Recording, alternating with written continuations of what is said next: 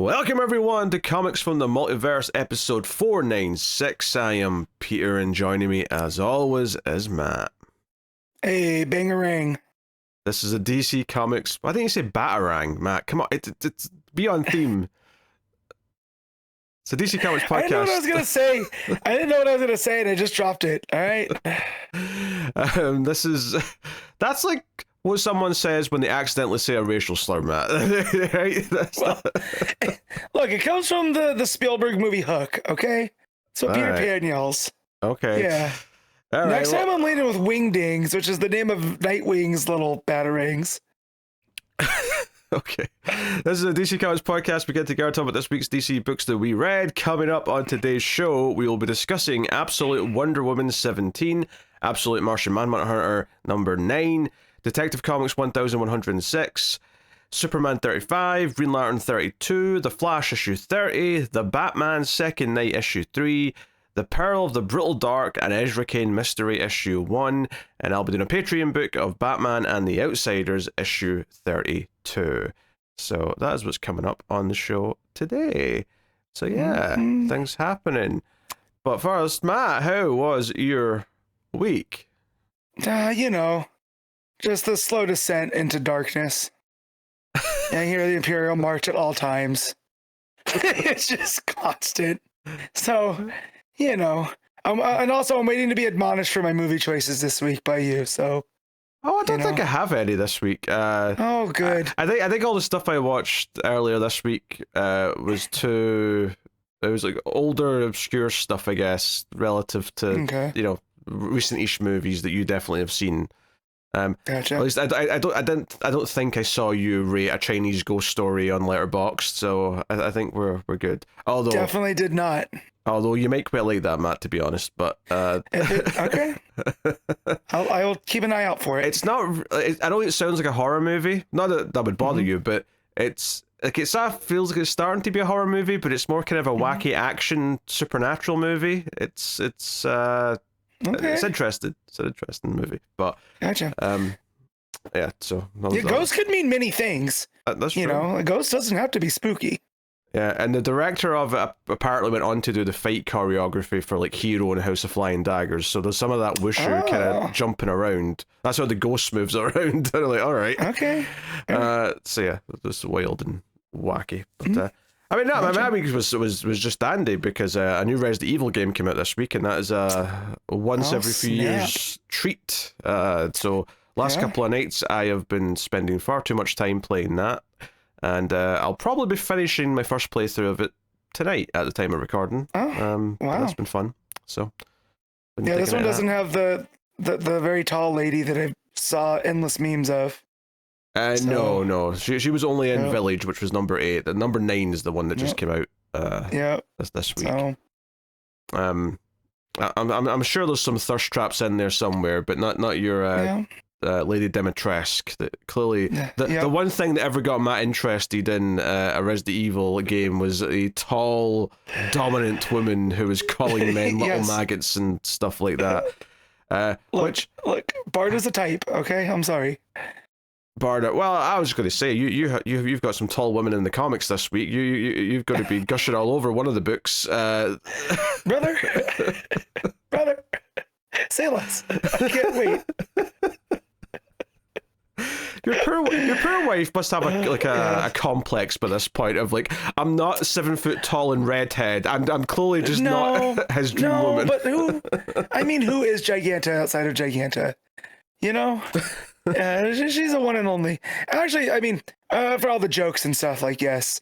However, my type is short, brunette, and mean, which is very much her type, as the type of wife mine is. So, and I can say that because she's not in the house right now. She's out and about. So, if she was here, I would not have said that because I feel like she'd be over my shoulder. Oh, that means you can also say how much anything negative or nasty you want to say about Taylor Swift. You can say it right now, and there's no repercussions. Overrated. That's all I'm going to say. Because this does go out to the internet, and I don't trust people. I don't trust people. So. Well, I was just thinking if she'd bugged the place and she could hear this later, she'd only hear your side of the conversation. She wouldn't know what you were calling over Raid, so you wouldn't be in trouble. I know she didn't say a full sentence there, where you clearly defined the topic of conversation. Yep. So, yeah, very, very smart. That's a man living in fear. That's right. And you know what? I might have to keep living in this because of the current state of the world. So might as well get the practice in. Oh dear. Yeah, anyway, I suppose we'll get into everything. We'll start with the Kindle rankings, the list formerly known as the ComiXology Top 10. Oh, I've also got something to announce. I'll do that after the Top 10. So I'll do that before we get into the books. So, yes, Kindle rankings, guessing what was out this week as per the rankings right now on the Kindle store. Matt, what is your guess for number one? I'm hoping the number one in my heart is the number one on Kindle, and the number one in my heart was Absolute Wonder Woman 17. That is indeed number one on the store at the moment. Number two is the New History of the DC Universe book that came out. The Dakota incident. Yeah, it's I mean, actually, it's a little surprising that it's that high, but I mean, I can't remember if the other New History of the DC books did well. They were high, but not that high. I remember them being maybe 9 or 10, not 2. Yeah, I mean, yeah, fair enough. Number 3 is Superman. Number 4 is Ultimates. Number 5 is Justice League Unlimited. Okay. Number 6 is The Power Fantasy. Number 7 is Absolute Martian Manhunter. Number 8 is Detective Comics. 9 is Iron Man. And 10 is Void Rivals. So a fairly DC heavy week there. Only 2 Marvel books in the 10, a couple of non-big 2 books, and then the rest are all DC. So pretty hefty showing. Just outside the top 10, Green Lantern was at 11, Flash was at 13, Batman Second Night was at 19, the Justice League Godzilla Kong book was at 20, Ezra Dark was at 22. So yeah, a lot of DC stuff spread out there, and much of it in the top 10. So yeah, pretty strong showing. But we seem to be in this cycle though, where as Matt's listening to the radio shows or whatever he's doing. No, I went to go check a message real quick that I was waiting from somebody, and my phone betrayed me. So we're good now. But we seem to be in the cycle of like Marvel have a light week of releases, so DC dominate, and then DC has a light week of releases, so Marvel dominate the rankings. There's very few like, even head-to-head weeks right now, it feels like. It seems to just ping-pong between them, which, I mean, doesn't really matter, but it's just an observation, nothing else. No, I'm feeling like the book releases are pretty consistent, right? So, like, we're reading about the same amount per week. So, you know, on the weeks where it seems like one has more releases than the other, and I feel like we're not getting that as much, you know? So I feel that has a lot to do with the ping-ponging back and forth. Yeah, but yeah, so there you go, that's that. And just before we get to the books, just a little announcement, because we're coming up on a couple of milestones here, which are kind of related. It makes sense, they're close together. But episode 500 is very much upon us in the coming weeks. About 4 weeks away, if my math is correct.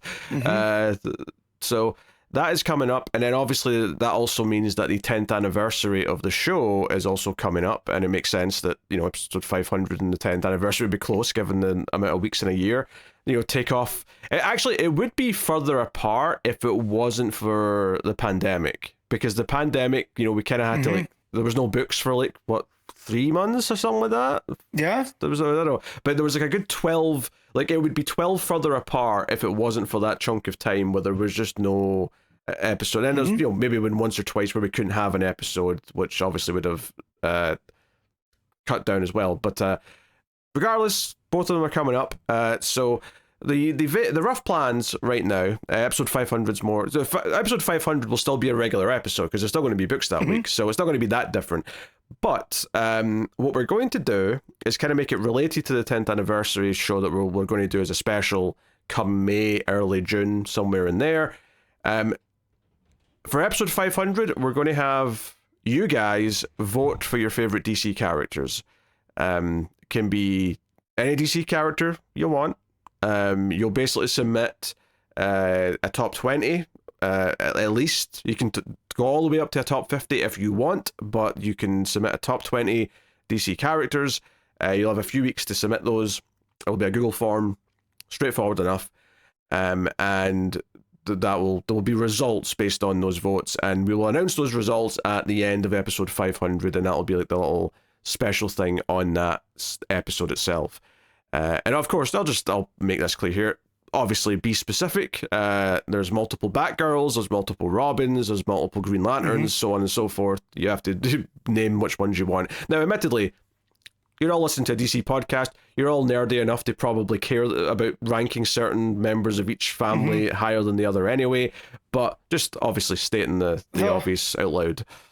I feel like the ones that it really matters is Robin, right? Because each of the Robins are unique. So if you're counting a Robin, right? Like Tim Drake, that's mainly between Tim Drake and Damian, right? At this point.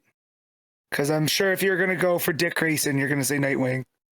Yeah, probably, yeah. But right. yeah, but it'd be weird if someone just said Green Lantern, because like, well, right? Who? I mean, or Flash, even like the Flash. Like, right. Well, there's like at least 2 big names that come to mind. 3 technically, including Jay for Golden Age era. So it's like, yeah, obviously be specific. But other than that, there's not really any particular rule. I will say what is getting condensed together. There'll be no like obviously if there's like a very specific. Like, I don't know, maybe you really like Earth 9 Superman or something, you can you can put that if you want. But typically speaking, like, you know, Superman is Superman, is Clark Kent. There's no, like, I don't want New 52 Superman, Post-Crisis Superman, none of that, right? They're all one Superman. Right. It's Superman and Superman. Yeah. Right, and we're not really differentiating on the multiverse either, right? So we don't want, like, Gotham by Gaslight Batman versus Batman. No. You know what I mean? So no Elseworlds type stuff, unless, you know, there's a story that resonates, which I can't think. Yeah, I mean, Dark Knight Returns Batman is really the only. Even that, he's still Batman. Like, I get that he's different, but he's still Batman. Honestly, I can't think of an example. I mean, obviously, there's characters who, like, if you like to put Ultraman, obviously that's a villain from another Earth that comes into the main Earth and does stories and stuff. That's fine. But I'm just saying, you know, let's not start splitting characters up into different takes on them. Right. So so I guess that's the only thing to say, really. But this is both heroes and villains. There's no like, you know, blocks on that. So yeah, go nuts. Give it some thought. I'll put the form out soon, and you'll have up to maybe, you know, probably about a day or 2 before we record episode 500, really, to get them in. Although the earlier you put them in, the easier it is to calculate the results. So please, you know, get on it. But you've got about a month, so nice play amount of time, and then that'll feed into what we do for the 10th anniversary special, because the plan for the 10th anniversary special, which might be 1 or 2 parts depending on how long it ends up being, is me and Matt are just going to make our own lists separately, and we're going to come in. If it's possible to get Connor involved as well, maybe there'll be 3 of us, but at the very least, me and Matt will be making our own top 50s and revealing them, and talking a bit more in depth about why we picked characters and whatnot, as that special a couple of months after you get episode 500. So that is the plan for those 2 things, and yeah, should be fun. And I do love making a list and whatnot. So we shall do that. So yes, start thinking about your favorite DC characters and who you rank up. And again, just to reiterate, you don't have to put in a top 50, even though the result will be a top 50. But a top 20 is the minimum. You can do anything between 20 and 50, as long as they're numbered and clearly, you know, number 1 is number 1, number 2 is number 2, and so on. So there we go. With that out the way, we can get into the books. Absolute Wonder Woman issue 17, Kelly Thompson writing, with Hayden Sherman on the art.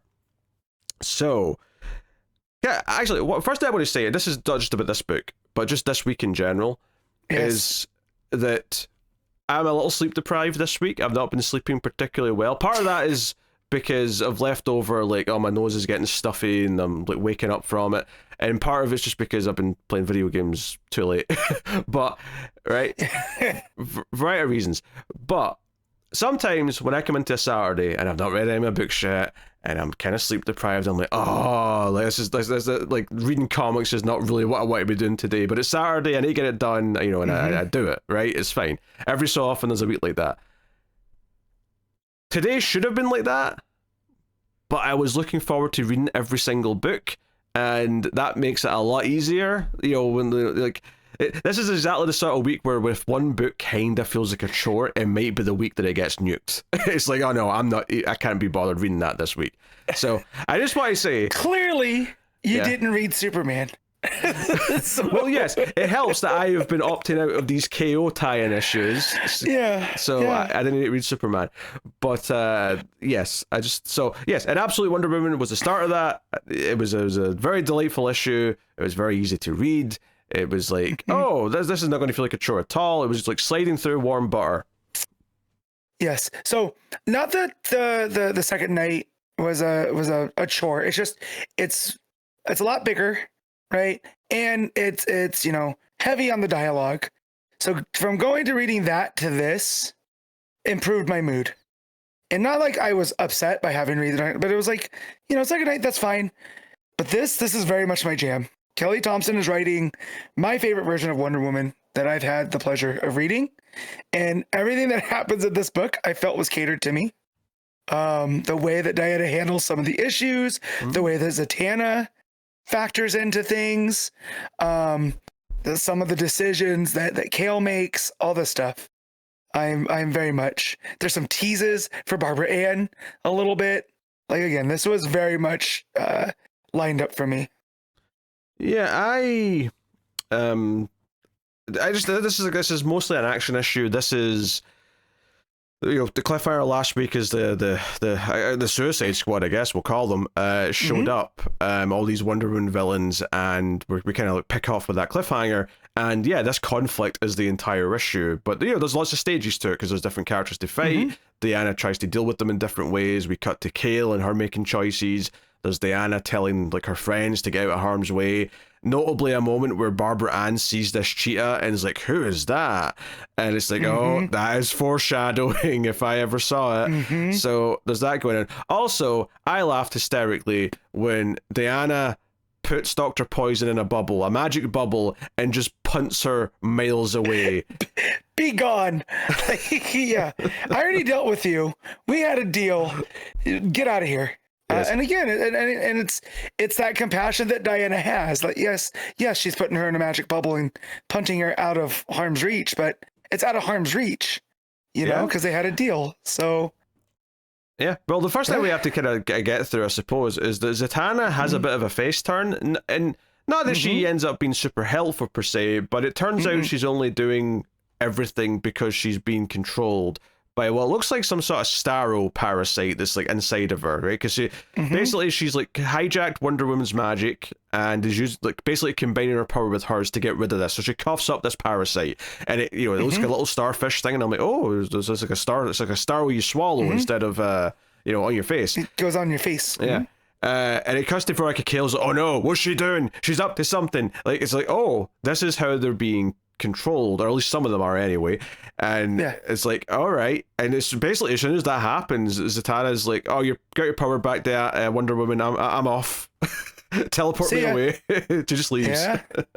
So that's why Wonder Woman then is able to fight everyone else with her full abilities, because she's not unhinged, untethered at that point. Untethered. And yeah, because she was bound to Zatanna, and I feel like the reason that we got those issues where Zatanna, you know, she kept seeing her in her dreams and whatnot, is I feel like Zatanna knew that this wild magic that Diana has is the perfect counter to get rid of this parasite, right? So when she was encountered it, she's like, oh, I can use that.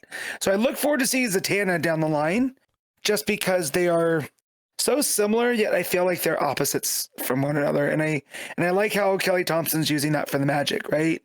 Is like, magic comes at a cost, and there's a balance, like with the goddess Hecate, and I feel like these two are really showing that. Yeah. So, you know, then we get into, you know, the fight, and we also get some teasing, because Kale starts saying things like, well, we don't have a magic user on the field right now, and someone suggests someone, and they're like, no, we can't use them because that won't work. It's like, well, we have to, there's only one choice, we have to use him. So they're teasing someone, and they're like, wait, and they say two things here, is that, okay, this other person, the parasite did not take to them, so we can't control them with the Starro parasite. They never say Starro, I'm saying Starro, but that's what it looks like. That's what we're calling it, as a shorthand. And the other thing that would control him is actually not in play anymore, right? That, as she puts it, that lever's broken, but he doesn't know that, so we're going to pretend that that's still something we can threaten, which is, I think, the main hint of maybe what's happening with whoever this is when they show up at the end. Yep. I immediately thought that it was another character, and I don't think that anymore. And I felt like I dodged a bullet when it wasn't appearing to be the character I thought it was. Well, who did you think it was going to be? I thought it was going to be Constantine, because they've gone out of their way in the main line to tie Z and him together, so much so where it kind of annoys me. You know, because like anytime Zatanna shows up, I'm like, Constantine's not going to be too far behind. I don't think that's who this is meant to be. I think it's somebody else. Definitely. Yeah, I mean, I was thinking her father. I was thinking this was Zatara. Or what's his first name? What's Zatara's first name? Giovanni Zatara. Giovanni Zatara. Yes. There you go. That's the end of the issue, but they tease all this early on, so they sort of set it up so there's a big payoff to it later on, which is really nice. And the panels here are great. There's a lot of triangular kind of panels, all kind of overlapping and whatnot. And then of course when Diana's like got her powers back, we get the W panel, right, to know that it's on, like she's Wonder Woman again. Not that she ever stopped being, you know what I mean, she's at full capacity. And then we get she's back to the warrior witch that we've seen. We get the hilarious, kicking Dr. Poison away, because she's like, hey, Dr. Poison, I told you to be good, which is obviously calling back to the previous encounter. And she's like, trust me when I say this was not my idea. And Giganta's like, shut up, Poison. And Diana's like, well, okay, I'll just get you out of this fight. And it just bubbles her up and kicks her away, which is just I also love the what the hell from Dr. Poison. Yeah, that was a good one. Also, real quick, you were talking about all the triangles and whatnot with Kale in Area 41. Oh yeah, I do love the like, they're so kinetic with the way that Sherman draws them. Like, I can almost see them, like they're almost like, what's it called in editing? Like when it's one of those, like a star wipe kind of vibe. Oh, right? Transition. When it's like a transition, yeah. I can almost feel the transitioning happening here, like with the direction of the arrows, and then finally when we get to the W with her, it's almost like it's coming at us there. So again, Sherman adding this kinetic nature just with the panel work, right? That's not even like what's in the panels that also helps for the narrative. But yeah, just a lot of creative decisions being made here that I really like. Yeah, some really nice layouts, and then after the kick away, that's when Giganta sort of toughens up and starts smashing Wonder Woman. And this cheetah, who they do name drop as Priscilla later on. Priscilla? Yeah. Not that we have to remember it for very long, admittedly, she's not going to be around much longer. But, Giganta and her kind of get into the fight. And Pegasus is called in, and we get a big, splash page of him crashing through the skylight. All very fun. And Giganta picks up Wonder Woman by the hair when she's sort of winning the fight and takes her outside and says, this is your princess, this is your hero, blah, blah, blah, blah. But Diana grabs a bit of her hair and uses her magic on it, a match spell, if you will. And Diana grows to the same, 15 foot tall, give or take at this point? Yeah. Giganta. And it's like, oh, and this is the moment where I went, oh, Matt's like doing nasty things while he's reading this, was my thought. No, I'm not. Sanctity of Wonder Woman, okay? That said, I had similar feelings when I got to see Statlander versus Megan Bane on AEW. Two similarly statured women fighting. Yeah, the way that she says, I don't care for the way that you said princess as well. Just like, Diana's got quips too, Yeah, so... they face off, and I was like, oh, this is cool, this is neat, and especially when she kicks her away, and then she turns to talk to Barbara and the others, and is like, hey, you guys need to get out of here. And Barbara's kind of taking her time because she's kind of watching the cheetah and stuff. Like, I like that little panel of her face, look with the wide eyes, and it's not so much like admiration, right? Like, it's not like she's saying, it's not like she's going, oh, I need to get me some of that fur. Like, I'm into this. But it's kind of, I don't know, like just this. Again, like I said, foreshadowing is the best word I can use to describe it. Well, there's that, and it's the fish woman as well, which came from that's what Barbara Ann was studying. That's right, yeah, from the maze thing, yeah. And so it works on both of them, because when she goes like, "Who's that?" I took it as like, "Oh, they're showing us, Barbara Ann seeing a cheetah," but also the fish woman is there as well. And then Diana points that out. This is the other one is one of your menfish queen. She's called Ara. So I thought that was also tying that back around was nice. Yeah. So yeah, Giganta jumps back in, fighting ensues. They run down the streets, and when Diana like jumps into an alley because Giganta's getting bigger, it's like, oh shit, like now Giganta's gotten to like 25 foot tall, 30 foot tall, whatever it is. Diana, does this match spell again, grabs her hair and grows to the same size. So now they're fighting down the city street, punching each other away, and then Giganta, while she's flying through the air from being kicked or punched up, she activates size again and gets even bigger to what I'll just call kaiju size. And Diana's like, all right, I've got a bit of her hair. This is the last time I can do this match spell. And 2-page spread. They're literally just kaiju women fighting in Gateway City. Put the Scorsese meme of cinema over me. Yeah. Cinema. Yep. That's how I felt. I was wondering with Giganta, the way that those I don't know if they're buttons or whatever they are drawn on her, and with the pinging sound, it very much feels like fourth world technology, like New Gods, kind of, because that ping is very reminiscent to me of the Mother Box, and then just the way that it's designed looks like the designs you see on Orion or Mr. Miracle and that type of stuff. So I thought that was interesting, because she's like from Kale, is this product of science and probably some forms of magic or whatever. Yeah, so I didn't think about those connections, but I think it is clear that because I was wondering what that ping means, and I'm like, oh, that's like when her size is changing. So clearly, that's like, if not causing it, then certainly it's like the suit's like pinging to be like, oh, it needs to stretch out because otherwise we're going to have a big naked Giganta, and I know Matt really wants that, but like they're not going to draw that in the teen friendly book. They're the kaiju size, they're fighting, they do the classic thing to make them feel big, which is have a helicopter go in the foreground of one of the panels, when I'm like, yep, perfect, that's how you do it. Right out of Godzilla and King Kong, right? Like, for sure. So good. And then we cut to Priscilla Cheetah, who is like injured by this point, and we get this fiery figure. Now, I actually had a different guess for who this was, right? Because obviously we're guessing Zatara's the idea here, because it's so magical, powerful, and the cliffhanger and all that. But the dialogue he says to Cheetah here actually had me thinking this was absolute Karzataga, because the way he said, "You were never built for this life, I'm taking this from you," made me think, oh, I'm taking the Cheetah curse back, and the idea that down the line somehow Barbara Ann's going to end up with it, if that's what we're doing. But I don't think that anymore. It was just a couple of lines here talking to Cheetah before he kills her that just gave me that kind of demonic vibe. Yeah, well, there's that, and there's just the way that he says, "This is a sweet release, freedom from all you never really wanted."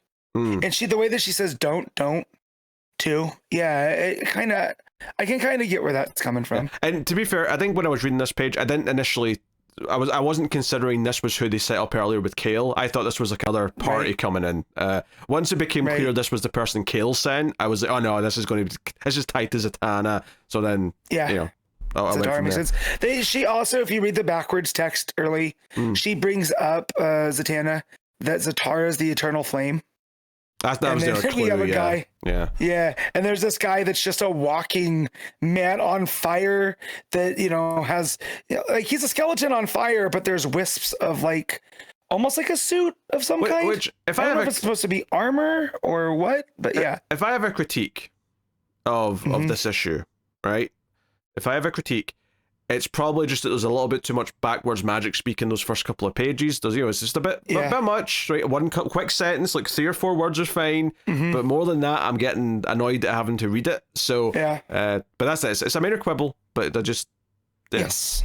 But anyway, it does slow me down reading the book though, because I have to look at what they're all saying. You have to decipher it. You have to be like, all right, okay, what is this actually? You have to think about it. Kelly Thompson's making us earn it. It is like magic. And it's not even like you can just like trick by holding up a mirror or something, because the words are in the right order still, so that would still be that'd be harder to read than reading it the way it is.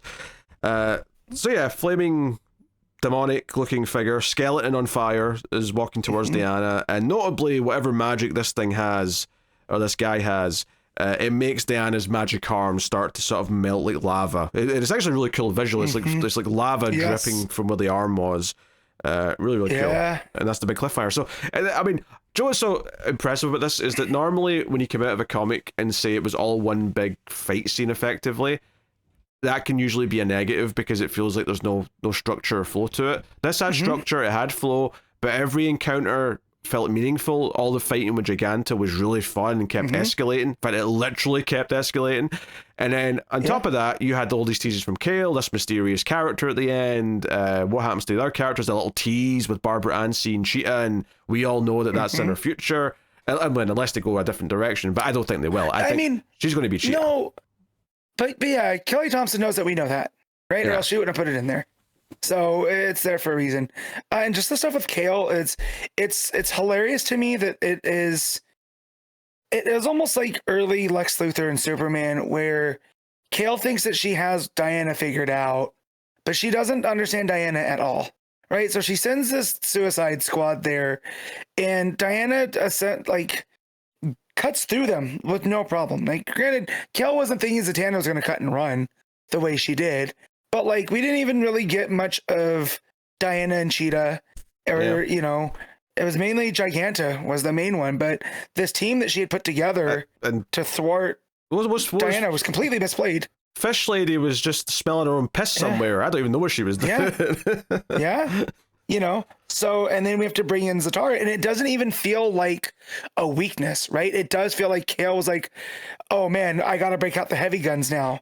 But I think it's funny, the arrogance that Cale still has, and it just reads through her decisions. I'm going to disagree slightly, because I think the point of like, we need a magic user on the field because Zatanna's gone, I think that shows that she knows that the only way they're going to win is if there's a magic user to counter Diana's magic. And that's why Zatara is so effective, assuming that is who it is. Right. At the end. Right. It's like the whole plan was because she was completely debilitated when Zatanna was there. And it turned out that Zatanna didn't really mean her any harm. But but she did have her stun locked. And likewise here at the end, this character's got Diana stun locked. So I think at the very least, like, Cale knows that she needs certain things to win. And it just so happens that Tana, pissed off. So, I mean, don't get me wrong. I'm not saying she's not arrogant. I'm just saying that, like, she did plan effectively. It's just that, Zatanna. Right. I just feel like if Cale was playing for keeps, you put together this whole Suicide Squad instead of just sending Zatara in, right? Because even if they, had they just sent him in first, right? Is that the equivalent of, when the Tetracide had come in? Is it too big of a thing Diana's going to disassemble too quick? You know what I mean? Well, no, because I think they set this. I think there's an explanation here. Is that because the piracy doesn't work on him, so he's riskier to send in. So they didn't want to use him. It's only once Zatanna left, and they were like, "Shit, we need a magic user right now," and he's the only option. So it sells her desperation at that point, and how much she really wants to take Diana down. So it's functional in explaining it, but also actually sells the determination from her. So it's actually very effective storytelling, the way it's laid out here. And I think that's what I'm coming around to, though, too, is like, I just love the characterization of Cale here. Like, she's not just this evil mastermind, right? We see her make the mistakes and do all this other stuff and go through things. And I think it's cool that Kelly Thompson puts her in there, and we do get her point of view. And it's not just Diana versus the Suicide Squad. We see her scrambling around and stuff. It still feels weird calling them that, because, it's like, it's not really who I think of as the Suicide Squad. Especially since, like, it's entirely possible there will be an absolute Suicide Squad at some point, and it won't be this team of characters. It'll be more akin to what we're used to seeing, maybe with a few weird entries. But yeah, the panel layouts in this issue are fantastic, and I think the other big thing I would say here is that, I mean, this is probably one of my favorite issues of the book, and I think one of the things that it does so well is harkening back to that first arc where it was Diana versus a giant monster and how big and epic that felt. This was kind of dipping a little bit back into that with the kaiju stuff with Giganta, and it felt like she was like, you know, it's almost like, okay, we did the big saving the city storyline first, then we have to go a bit more personal. We have to give her forming her bonds, doing some more stuff with her heritage and her past. But now we've moved on a little bit. We've been moving the pieces around the chessboard with Cale's side, and now it's time to unleash the attack. So we get back to, oh no, the entire city's in jeopardy, but now there's more weight behind it, because unlike the first arc, which is obviously just a, you know, smash bang introduction, we're already here. This is like, no, this is kind of like we're into that territory, but it means more because we've been setting up all this stuff for the last, you know, 15 issues. So I guess to benefit from both sides of that. So that's really good stuff. So all right, Matt, what are you giving Absolute Wonder Woman? I'm giving this a 9.5. That's, I mean, honestly, I don't think I have much of an argument against it. This is an excellent issue. So, I mean, it's at least a 9. Yeah. I mean, it's at least a 9 out of 10. I'm just debating with myself. Do I want to go to the 9.5? Yeah. Look, I got Kaiju Diana and Giganta. Like, look. That's worth at least a half a point. I mean, I'm thinking about the issue, and I'm like, I can't, like, other than that, just a little bit too much backwards speak at the start, which maybe docks at least that half point from the 10. I'm thinking about it. Pacing, exceptional. Structure, exceptional. Teasing of future stuff with this new villain. Diana's like characterization to the whole thing. Cale's characterization. The Zatanna actually isn't that evil. She was just trying to like get rid of this parasite. She was being quite smart. So now we can be interested in meeting her again from a different perspective. That's also exciting. Yep. All these little teases throughout. Very good. Layouts, art, all on top. Yeah, 9.5. I'll agree with it. Honestly, I think I'm going to have a lot of high ratings this week. I'm just going to warn you right now, everyone. There's going to be a few high ratings this week. So, all right. Absolute Martian Manhunter, issue 9. Deniz camp writing with Javier Rodríguez on the R. All right.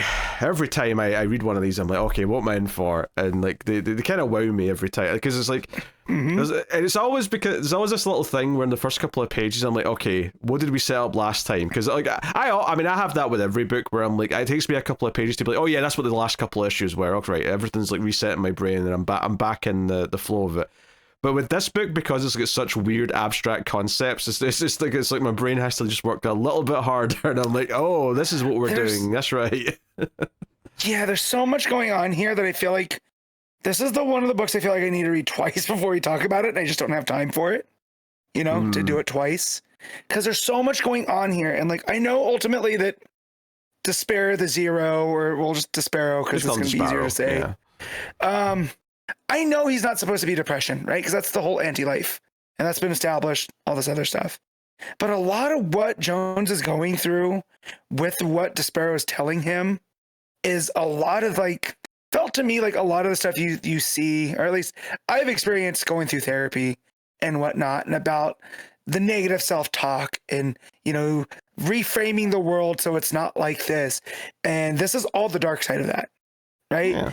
Well, Despair Zero is telling John Jones, you know, that all the stuff is happening behind his back and he can't trust anybody, right? And that's just again a bad thought, right? Those are the stuff that when you go through mental health stuff that you're told not to focus on, and because that's not what the world is. And it's like this thing, this concept is completely blinding him to what's actually going on. And the way that we see it is like it's telling him what he's seeing with his own eyes is not going on, right? So there's a lot of that going on here.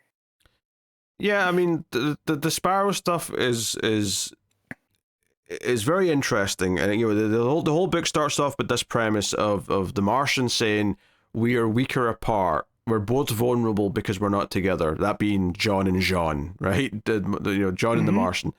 And you see that the Martian is being operated on by the characters who kidnapped him last week. And it took me a minute to remember that those were just kind of like creations that the kid was playing with these toys. So later on, when you see him being operated on, and the kid's literally playing in a game of Operation, it's just that the Martian's now the game of Operation. Was very, again, visually just very creative and really super smart. So yeah, but basically, before we get to the therapy stuff, John is looking for the Martian. It's been a week since he's been in his head, and he's concerned.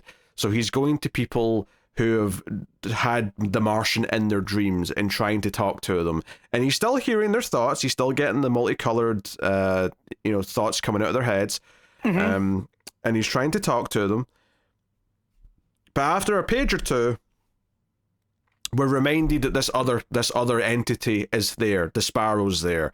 And he's unlike the Martian, and he is constantly just doing negative talk. He's such a downer, where he's saying, oh, this marriage, because these two characters he's talking to, oh, this marriage will never work. She hates him. He doesn't trust her. This is all going to go to hell. And then they're walking through the street, and he's like, oh, there's their child. He's probably going to be depressed or in prison later because he's got such a broken home, and so on. And like, there's just a few pages of that, and it's all very, like, just, you can sort of feel how negative it is. And John can tell that this is not the Martian, that this guy is much worse than the Martian, and he's missing the Martian because of how much of this negative force is the entire time. Well, and he even knows that this guy sucks, because he says that. Like, the new partner, really sucks. Yeah, that's what I'm saying. He's working with. He outright says it. He knows that this is like, if anything, this is just fueling his desire to find the Martian again. He's like, I need the old guy. But I thought I was frustrated with him being in my head all the time. But all of a sudden, like, this negative voice is so much worse that I have to go and there's he goes to visit a prisoner who's on death row, because again, it's like, hey, did you dream about this green Martian or whatever? And like, the voice in his head is like, oh, he's just thinking about how much it's going to hurt. Is it, people are going to be watching him die, and he was scared and so on. Like, it's just, very, very like hard hitting with its like, again, despair. His name is the Sparrow. Like, there's a reason why we're doing this. So, but we also get the sense that all the operation stuff with the Martian is that they're looking for something. There is one scene where I don't even know how to interpret it other than just the characters who are doing the operation, which are the entities that are the toys, effectively. Like, one of them basically gets high off of like the Martian's energy. Like, it sort of reaches into his body, pulls out this like multicolored energy, breathes it in, and then kind of like collapses in like a euphoric state. I mean, it's the best way I can describe it. So that's when it's getting kind of trippy. You're like, okay, but one of the things I do want to say here, though, and this goes for most of the issues of this book, is there's almost like an arc to every issue of this book, where in the first half I'm like, this is really weird, I'm not sure how this is working, and then by the end of the issue, it all pretty much makes sense. I mean, I'm not saying every detail makes sense, but it all fits together where I'm like, oh, I get what it was doing now.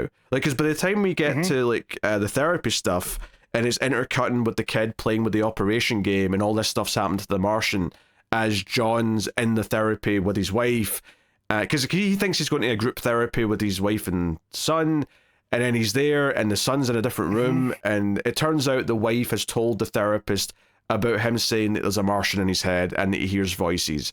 So now that's all the therapist wants to talk about, and it's like, oh, they think you're crazy, you're never going to see your son again. The wife says something like, oh, like, he's been talking a bit more since you left, and then the Sparrow voice is like, yeah, she's saying that he's better without you. She's saying that you're a hindrance to him. Like, he keeps taking everything she's saying and it does that thing where like his bubbles are overlapping her bubbles to hide them, almost like the negative things getting in the way. Good visual storytelling. Yeah, and the way that his text is like this sickly green too, and then we get to the when they get to the flashback of why he was sent out, right? Why he was transferred reassigned from DC. Yeah, transferred. Right. Everything has that sick greenly color to it as well. With the lightning kind of strikes going through. So it also tells me too, like, we can't fully trust anything that has that color on it at this point. because it's all this, it's not quite right. Well, again, this is the book introducing a new color scheme, right? We've got the multicolored dots, then we have the sort of the white, red, and blue, which was more the white Martians like version of that. And now we have the Sparrow's blue green kind of like, because even one point even says it out loud, like, hey, I'm going to show you a new color, like everything's bathed in blue. Yeah. And it's like, okay, all right, we're continuing the trends of what we're doing here. And there's some gorgeous visuals as well, like there's a page where like they've cracked into the Martian's anatomy, and like just like all these like golden fireflies are like just flowing out of his stomach. And then, like, the bottom of the panel, just you see the kid, like, playing the game of Operation, and you realize that this is kind of, like, this is literally just happening in, like, the waiting area of this doctor's office where he's just doing this. Yeah. And the white smoke's coming off of his eyes and stuff, right? So there's a bit of a creepiness there with it, too. Because it's all in black and white except for the red on his sweater and the red on the Operation nose. The game that buzzes, too. So that makes for a stark image. And then on the following page, one of those agents starts torching all those fireflies. So it's almost like I was trying to find meaning in that, where it's like, were these the fireflies are like the beacon for John to find the Martian, and they got sent out, and now these guys are taking care of it, because one of them eventually does reach John, right? But like, what does all that mean? There's so much going on there. Yeah, it's like he's trying to reach John and give him a warning, or like say that he needs help, or whatever. And we get like this idea that like he is getting more frustrated in this therapy session, to the point where you see the Sparrow's like figure like drawn on his face, and he's like completely in blue, almost like he's getting hit with a blue light. And the wife's like saying, "I'm desperate, John. I don't know what to do. I was scared. That's why I've told the therapist all this stuff. Let's work together."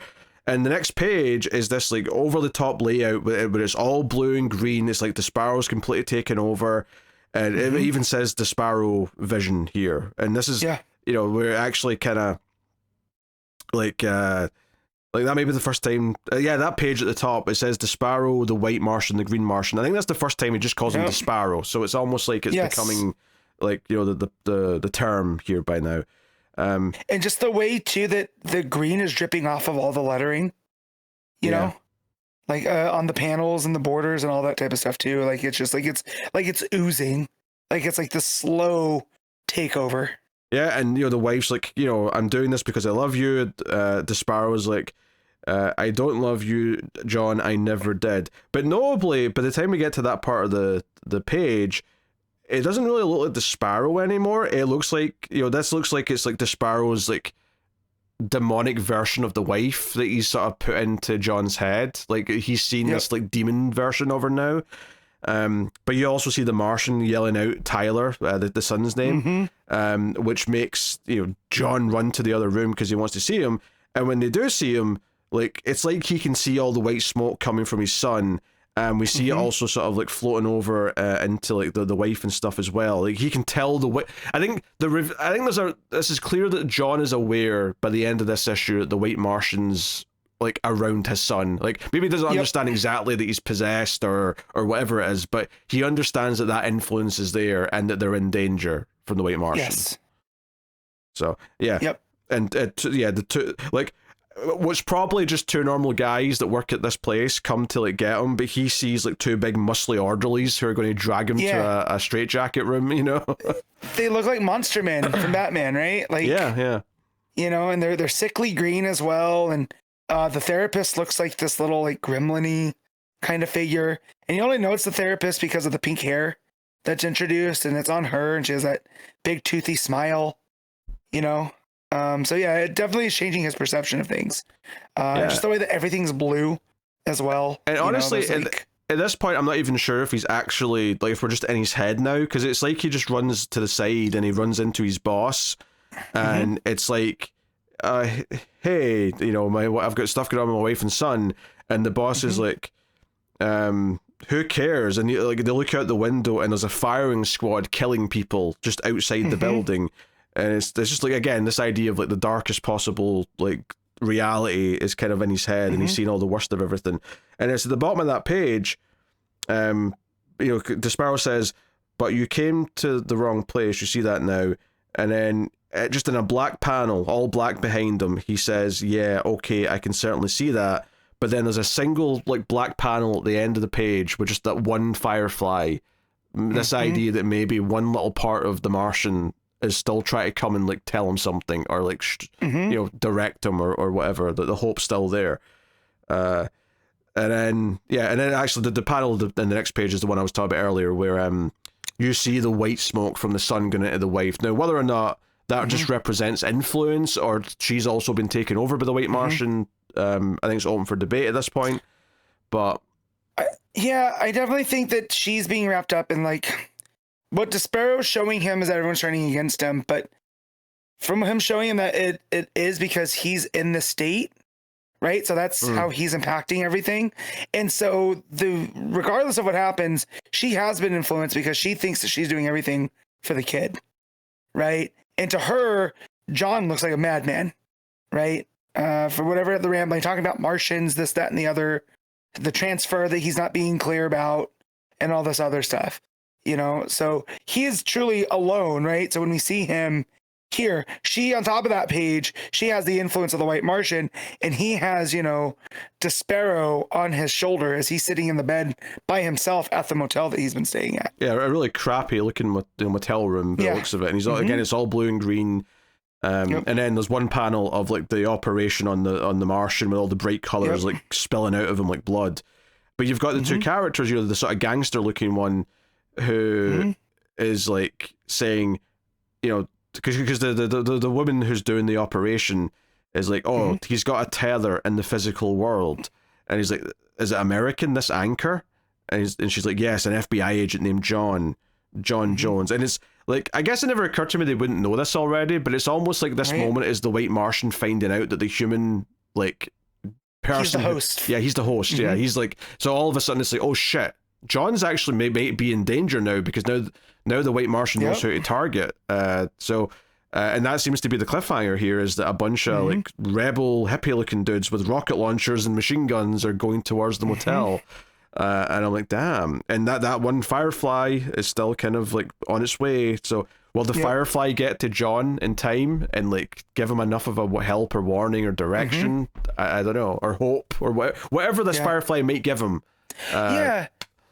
So like the reason that so when I had to look up the actual definition of despair is because when I think of despair, I just think sadness, right? But the actual proper definition is the feeling of complete loss or abundance of hope, right? And then when you look about what the fireflies tend to represent when we see them in media and storytellings, are there this light in the darkness, right? Usually when you see a firefly, it's this one solo light in the dark, and that's what this is now. It's literally panels of just black with this one firefly in the middle, just, right on its own, and like a beacon or like a lighthouse, drawing in. As long as that little firefly is still, going, right, John still has a chance. Because I feel like that's his connection to the Martian. Because as far as we know, the Martian's not a physical being. So wherever he's being vivisected, which, they're doing like pulling his parts out or whatever, wherever that's happening is on a much different plane. Yeah, I mean, obviously we saw him get captured, quote unquote, last issue. And obviously that's what's led to all this. But yeah, it's like, he needs help, but also John's in trouble because of this influence. And obviously the Sparrow was seemingly made last issue by the kid, or technically the white Martian through the kid, if you wait to look at it. But and then there's another panel at the beginning that really struck me is it zooms in on John's eye and you see the green Martian there. And then when it pulls out, there's a white Martian handprint covering the Martian's mouth, the green Martian. And then as it keeps pulling out, it's John's face. And it's just almost like everything with the green Martian is there, but it's being silenced. So it's almost like this intuition and everything. And then when John also finds out, like, he was selected by, or he was chosen by the green Martian. And the green Martian saved him at the coffee shop and that bomb went off. Right? That's something new to John. He never even had considered that. You know? I guess the other thing to speculate here is like, because part of me thinks that the White Martian already knew about John's connection, and that's why the kid was chosen in the first place. Maybe that was happenstance. Yeah. But it does make me wonder about these other entities, like the ones that are kind of the toys that the kid is playing with. Like, I said he created these things, but what if they're real entities and the kid's just kind of like representing them with toys in the same way that he had a toy for John and the Martian and whatnot. They're definitely these concepts, I feel, because like one is called Agent High, and when we see Agent High, what's it doing? Right? It's taking that thing out of the Martian and getting what looks like higher than a kite off of it. Right? Yeah. So I wonder if there's these concepts just given form through the White Martian, and now they're trying to act, on, in conjunction with the White Martian. Yeah. And we know the White Martian represents anti-life through Darkseid, So these are things that eventually work towards that. And we felt like the gangster looking one was like that whole idea of patriotism, like the fanaticism behind it, which is why he asked, is it American? Along those lines. So again, sometimes this is too heady for its own good, but that's also what makes it work. Because I have no doubt that Deniz Camp will leave this in everything will become clear. It's just when we're getting piece by piece, it leaves me being like, what the hell is going on? Yeah, I mean, I disagree with that statement that it's too heady for its own good. I don't think it is. I think it's exactly as heady as it should be, and it is why it works the way it works.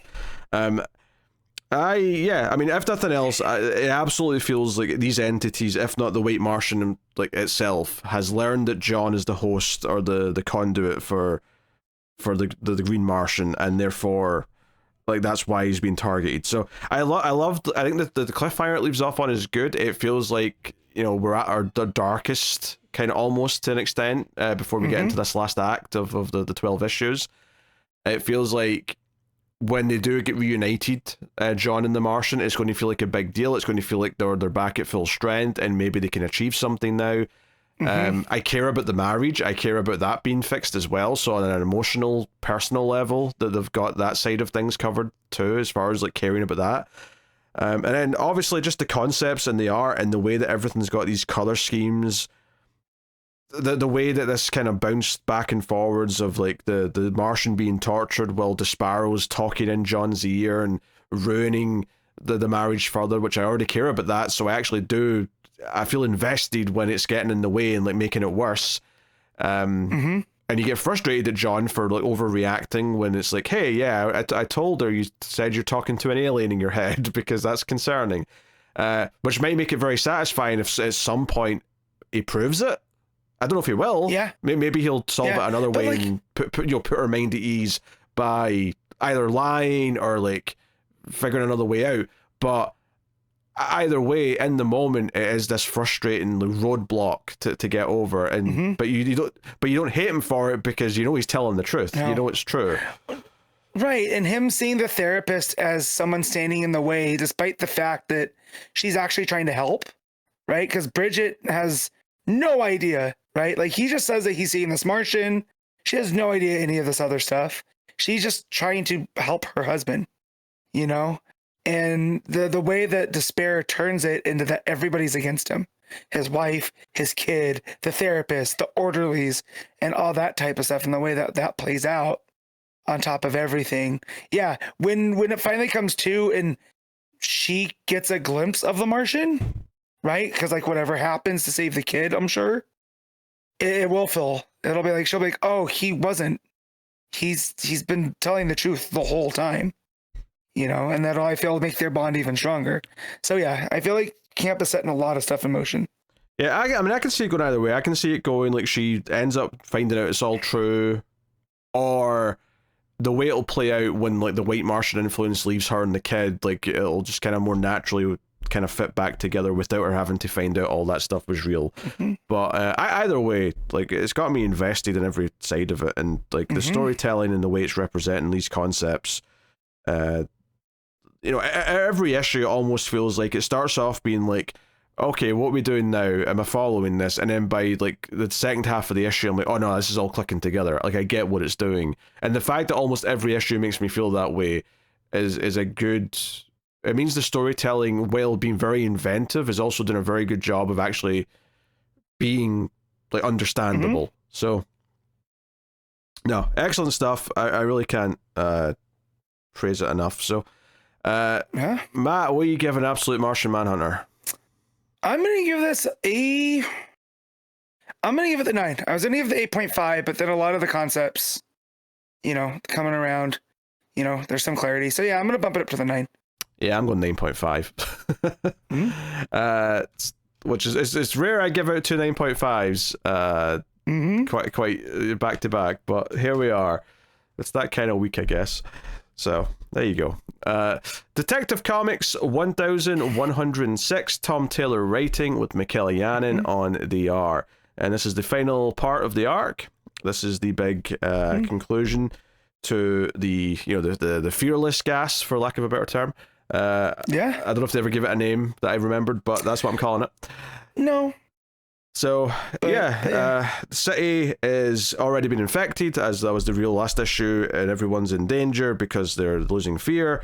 There's a really nice segment here at the start where Batman's saying, like, you know what, fear does hold us back in some ways, and it shows some examples, like someone working up the courage to propose, someone working up the courage to leave a spouse they don't like, someone finding courage to do whatever, right? To come out to their parents was another example.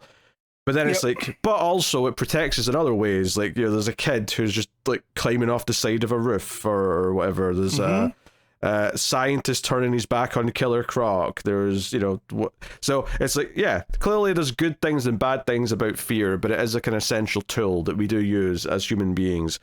And then it actually pivots into an interesting bit of social commentary where Vandal Savage basically orders, because there's a mob of people who have been angry at the current, commissioner and like what the city's been doing with its police force.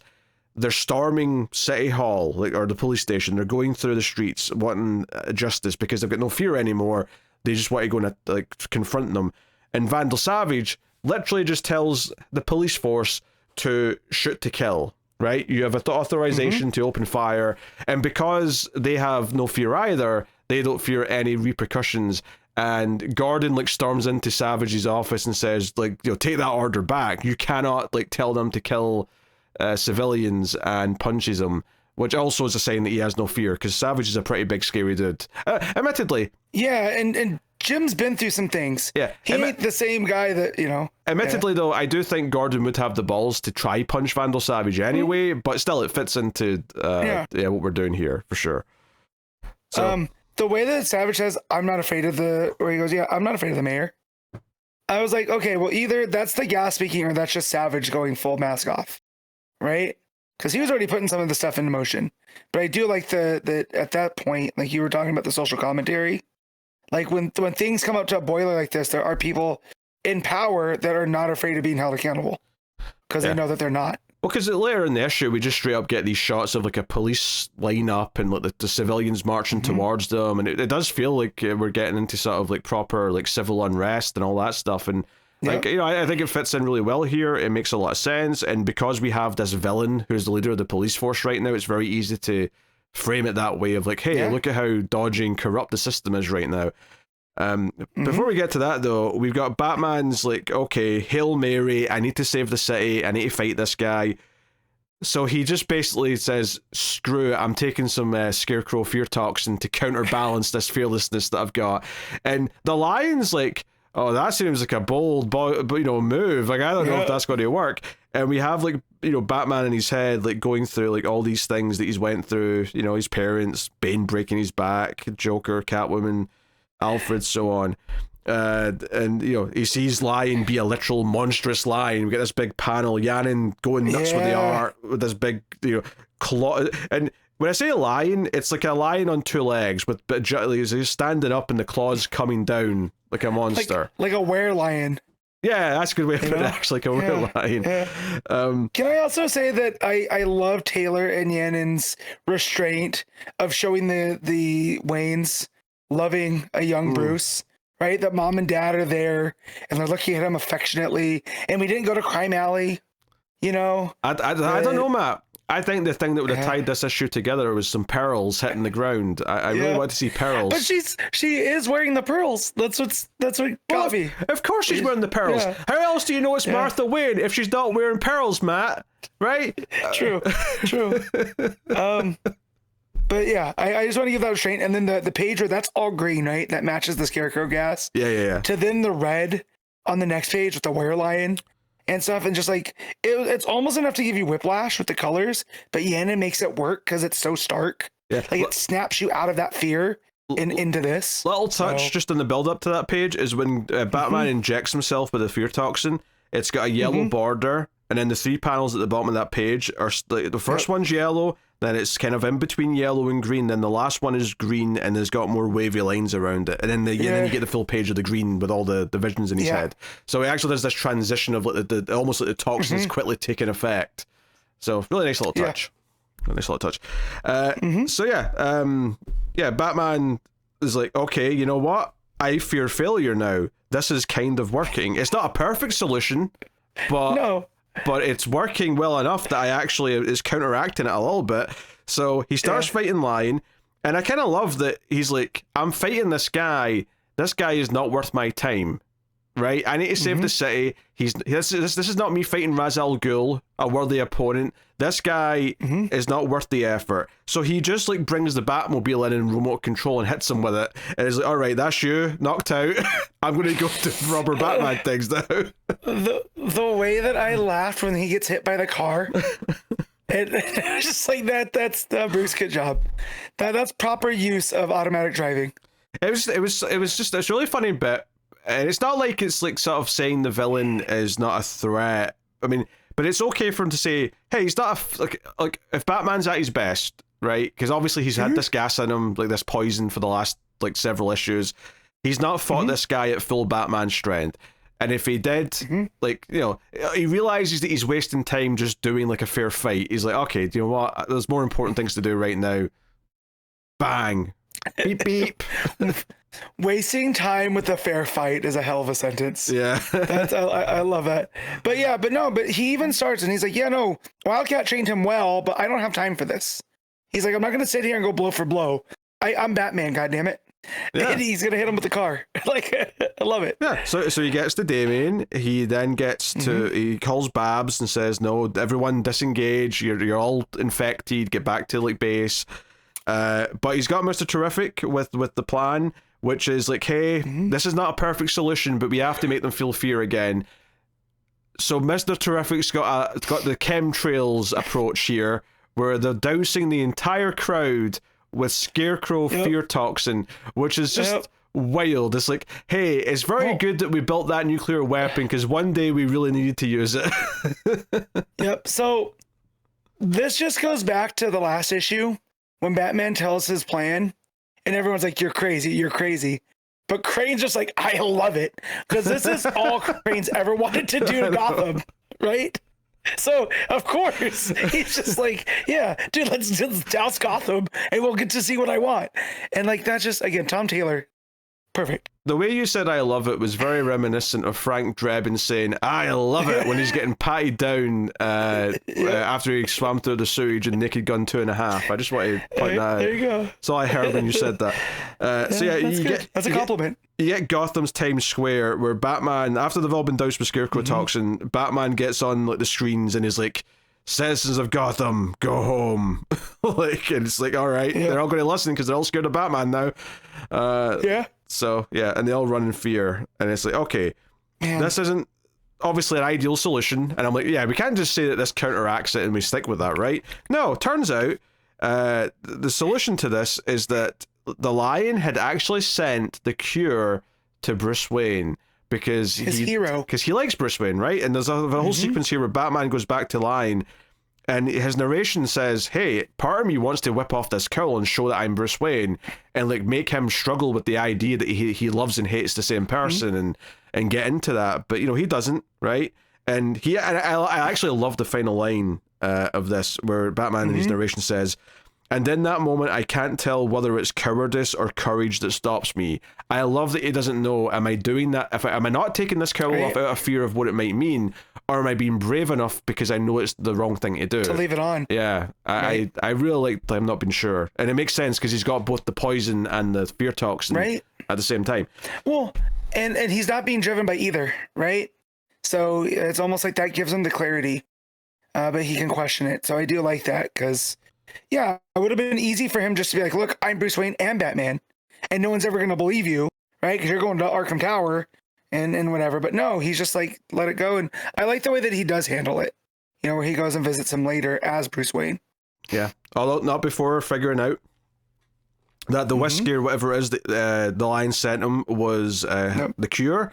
And Terrific's able to obviously analyze it and duplicate it. So, you know, the implication is that between the time jump, because it's 2 weeks later when Bruce goes to see Lion at Arkham Tower, that everyone's back to normal now. But but you know, Lion's happy to see him, and you know, they talk about how we're both, you know, victims of Gotham. You know, you had your thing with your parents, I had my thing.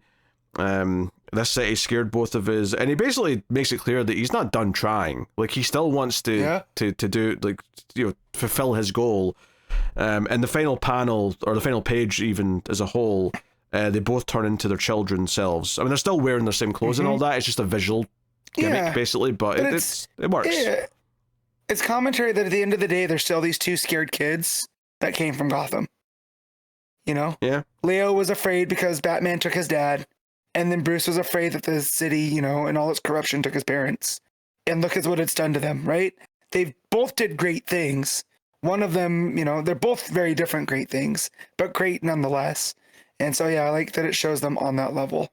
And just the idea that Leo has is like, well, nobody should be afraid of Batman, right? That's not anything people should be. So how am I always going to go around? So if, you know, any other writer wants to bring him back, this concept of the Lion, there's an easy hook. Yeah, honestly, it wouldn't surprise me if, like, Taylor himself whips back around to him by the end of his detective run. You know, it wouldn't shock me if that happens.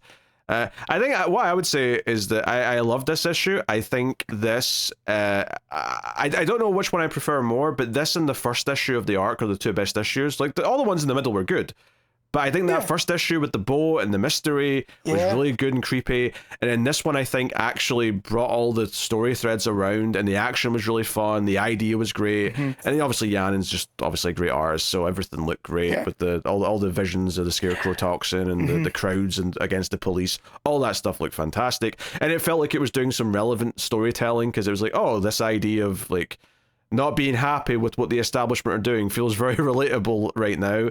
Yeah. So... yeah, all of it works. Yeah, it's like that thing, you know, where he's out of line, but he's right. You know, it's kind of how I feel with the Lion, right? Like, there's noble intentions there. He's just not going about it the right way. And it's all real good. But I really, the more I think about the arc as a whole, all of the misleading stuff that we did with the Lion early on, where he's, you know, Batman's going around and tracing him down like he's this gambler and he's run casinos, and there's all this misinformation and stuff. I really liked how it set it up that he was just this kid from Gotham, right? And he's so similar to Bruce, because it's kind of what Bruce did, right? Where Bruce went out and around to turn himself into Batman. It's very similar, you know. So yeah, but ultimately, I think you know, the Lion's whole thing, it doesn't feel like, obviously his is going to lead to more bad things, because if no one has fear, everyone's just going to end up getting themselves killed one way or another. Right. So, you know, Batman's tactic might not be perfect, but, you know, he constantly kind of, like, has to deal with the consequences of his actions and sees what happens, because, you know, he grows and evolves because of that. Whereas it feels like the Lion's a little bit more maniacal, I guess, where he's a bit more hell-bent on just achieving what he said he's doing. Whereas Batman's like, no, I declared war on crime and I'm going to fight that war forever. But it's never just like, you know, one big thing and he's done kind of thing. So yeah, no, very good, very good. I think this arc really like, I mean, I like the first arc and the little interlude arc that we had, but I think this was the best arc of Taylor's Detective Comics so far. I really like this issue. All right, Matt, what are you giving Detective Comics? I'm gonna an 8.5. Yeah, I think I got 9. I think I'm going with Jeez, yeah, look at you, weren't kidding. I told you. There's a lot of high scores this week. I had a good week. But no, very, very, very good. So that's Detective Comics. Superman 35, Legacy number 878, Joshua Williamson writing with Eddy Barrows on the art. I didn't read this because I'll come back to it when we're not doing KO tie-ins, but Matt did, so off you go. Yeah, no, this is the Williamson side of KO, and we're getting into the whole piece of Doomsday being the alpha to Darkseid's Omega, and that they need to get the information to Time Trapper that what Lara had found on Krypton all those, however long ago it was. Is it decades? Is it eons? Who knows? Time travel, or not time travel, space travel and relativity and all that type of stuff. But yeah, Prime and the robots are fighting the Darkseid's Legion, and Lois and Saturn Girl end up like having like this conversation throughout where Saturn Girl's like, you're wasting your time. Superman's dead, right? This is what has happened, and she shows the events of KO4, right? So if you weren't reading KO4 but you were still reading this, I guess that helps. But at this point, why? And of course Lois gets upset and they get to fighting. And Lois ties her relationship with Superman to Saturn Girl's relationship with Lightning Lad. And for the first time in years after that revelation, she can't feel Darkseid's mind, Saturn Girl. And it's almost like a thought about outside of Darkseid is what brings her around. And so Cosmic Boy comes and destroys a bunch of the robots, which, because he has metal or whatever. And there's a big boom tube, and they get away, and Time Trapper's there feeling defeated. But Superboy, Prime, and Lois are like, you need to see this. And it ends up being a message from Lara that, he was created to fight Darkseid. That's what the alpha is. That's why because Darkseid died the one time, but Doomsday can die and be reborn consistently. That was the opposite. Wow. Apparently there's a war zone outside today. What is that? Like a jackhammer? What's going on? Yeah. I don't know. That actually sounds like a helicopter. So I wonder if there's something going on. I live pretty close to a freeway, so I wonder if there's a high-speed chase I'm missing right now. But anyways, yeah, after that, the robot falls apart because the mission's complete. And Superboy Prime looks at the robot and is like, you could have just flown away after you're destroyed. It's like, well, that's not what Superman would have done. Which ties it back to the, all these Superman robots have, pieces of Superman's mentality and personality in him. And Time Trapper's like, oh, it's time. And he fires up his chains, and he has just enough power left to go to the heart of Apocalypse. There's stuff that's serious. Apparently they don't want me talking about Darkseid in KO right now, man. That's fine. You just keep going. Yes. You soldier on. People can just accept this helicopter noise in the background. Yes, right. It's you guys aren't missing it. This, like, I like Williamson more than Pete does. Even this, it's running my patience just because there's nothing. There's all just fluff around the story, and just with the way that the last two KO issues have felt, I don't feel like this is gonna add to anything. So it says right here it to be continued in KO5, and then we get like an epilogue with all the other threads that came from all the other threads that have come from the tie-ins, which is why I guess I didn't need to read United this week. Not United, I did it again. Unlimited this week. Matt said that before we started the show. He called it Justice League United, and I had to correct him. Yes. Yeah, so they get to the Earth ship, and we find out that the Titans have evacuated everybody that they could have. off planet. Mr. Terrific said that his crew succeeded on his mission, but he looks completely like he's literally been through hell, because that's what we've seen. And Lois goes and finds the Kents, and there's all these kids hanging around them. And it's this very nice moment where Jonathan's hanging out with all these kids of Earth. They hug, and they ask where Clark is. And she's like, I don't know. And Jonathan's like, well, our son could overcome anything. So I feel like it's setting up some stuff for KO, which I feel like we haven't seen the last of Superman, because that felt like very much a Superman story. And Lois turns around and introduces Ma and Pa Kent to Superboy Prime. And they look shocked. And he holds out his hand and he's like, I was hoping that you could just call me Clark. And it's setting the scene for Reign of the Superboys coming up in the Superman book. So, yeah. The art here by Barrows and the crew that have, it's been consistent.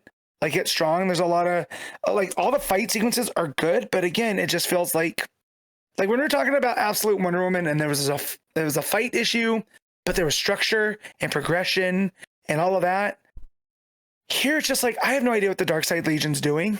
They're just, I feel like they've been standing around for issues, you know? And we still don't have clarity on Lois's powers.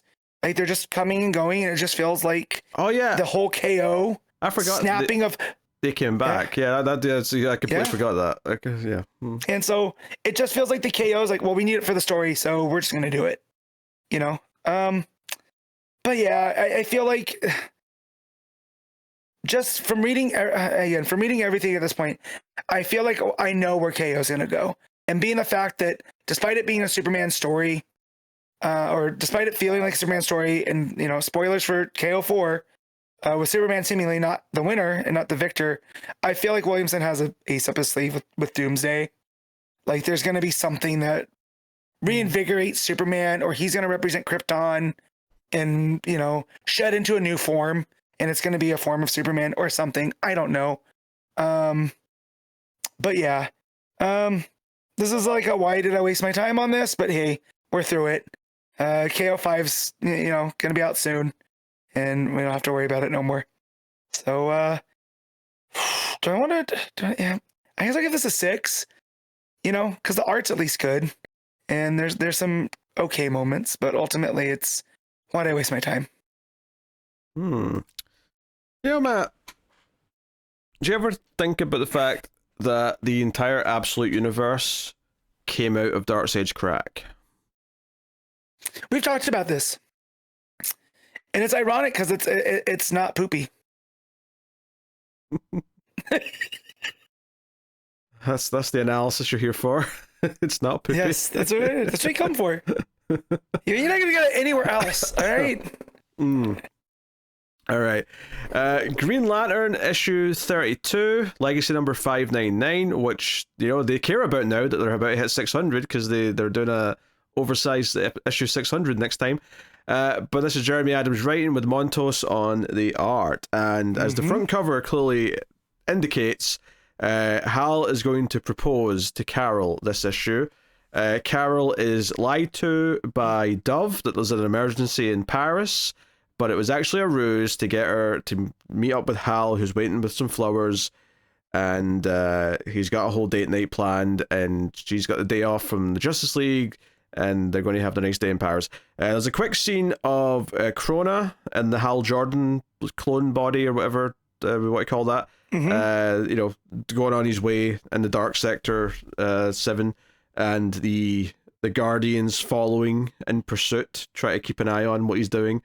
So they're not keeping a good cover, because, you know, they stick out like a sore thumb. Yeah, who are these 3-foot blue dudes that keep following me? I wonder who they could be. Diminutive people in cloaks. Like, who could that possibly be?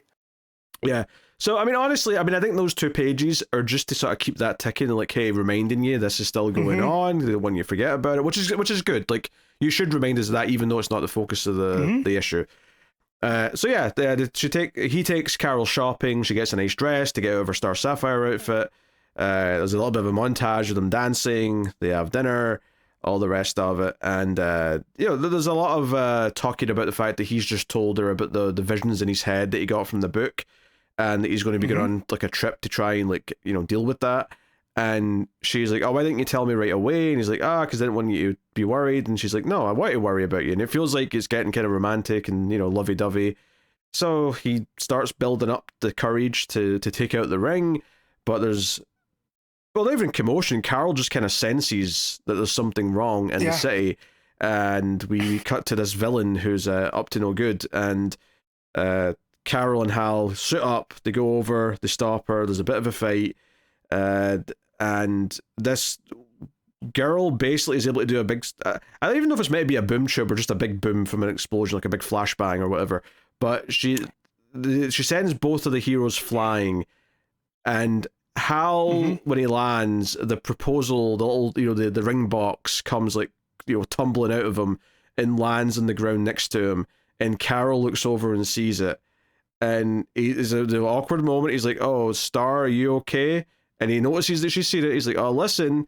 He tries to sort of talk, and he's like, oh, this isn't how I wanted to do this. And then she just goes, did she ruin your proposal? And then this panel of her looking absolutely furious. Did she ruin my proposal? And then, goes off, basically makes a big giant dog, I guess, yeah? Yeah, she makes a dog to chase her, but not before a hand with brass knuckles with spikes on them. So she's pissed. Oh yes, she's coming in hot, and Hal has to come in and kind of leash the dog a little bit, like the construct. And it's like, hey, I think she's learned her lesson. I think we can we can just cuff her and deal with this.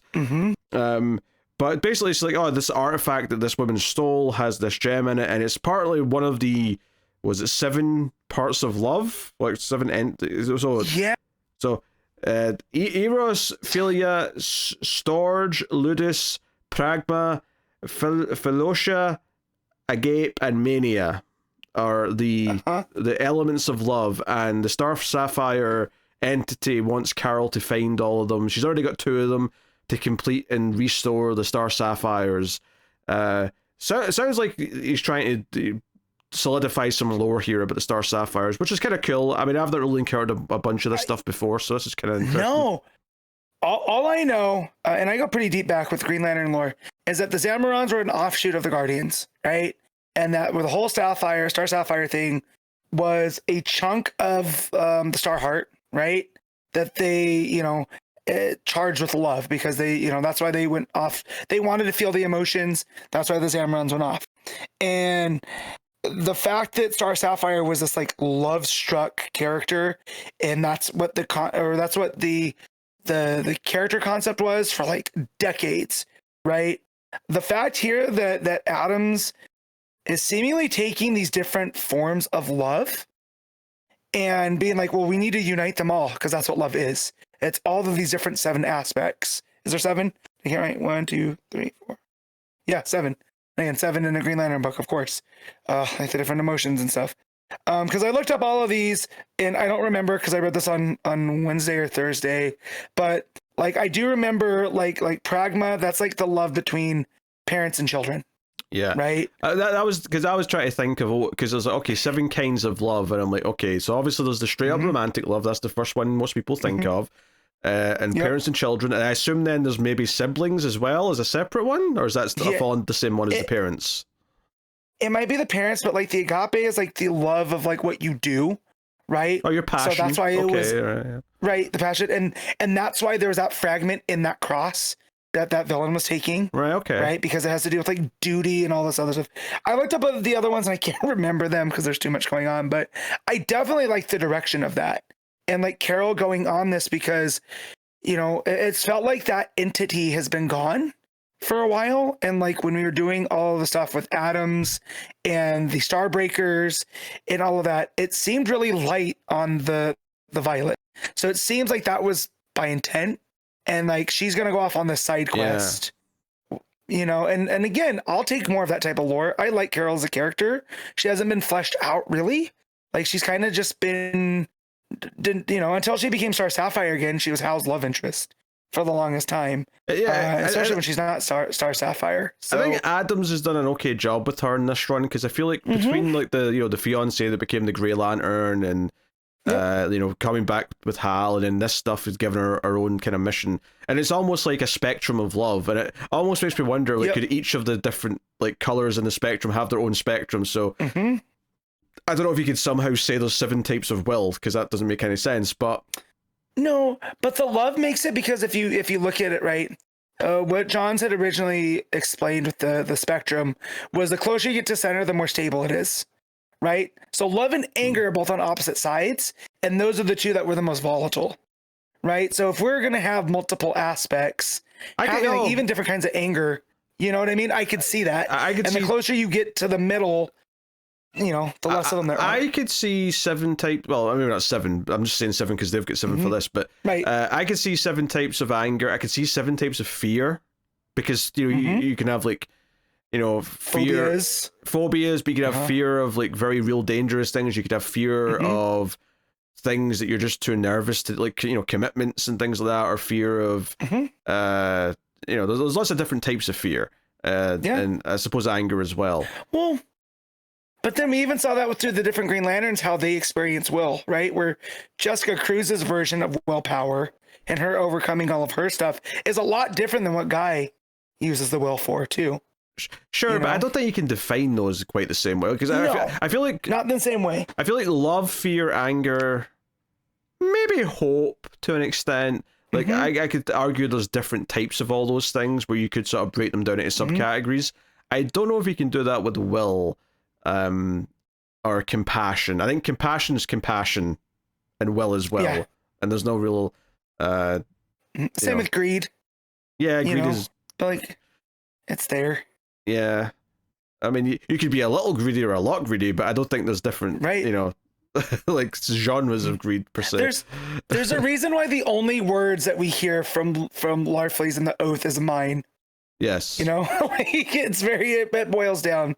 So yeah, but I do appreciate what Adams is doing here, and it's not just like, oh, let's do more, color core and that type of stuff. It's like, no, let's drill down deep on what does a love spectrum look like? I think it's good because it's fleshing out one of the colors, but it's also fleshing out one of the main characters in Carol, which is giving her something that's her own to go and explore and do.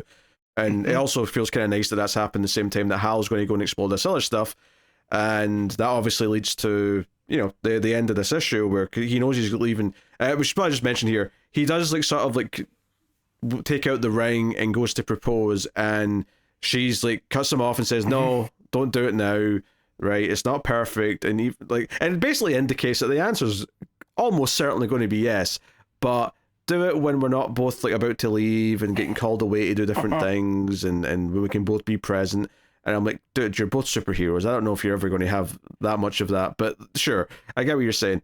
But the end of the issue is Hal going up to the moon to meet Kyle, who is using constructs to play baseball, because, Kyle. And basically he's like, hey, isn't the Earth pretty? I need to go away for some time. So could you, keep an eye on Earth for it? He basically passes the torch and says, hey, this is your book now. That's effectively what this page was. While he's away exploring this Corona stuff, or not Corona, but, the book of Oa and all that, Kyle's going to take over the book.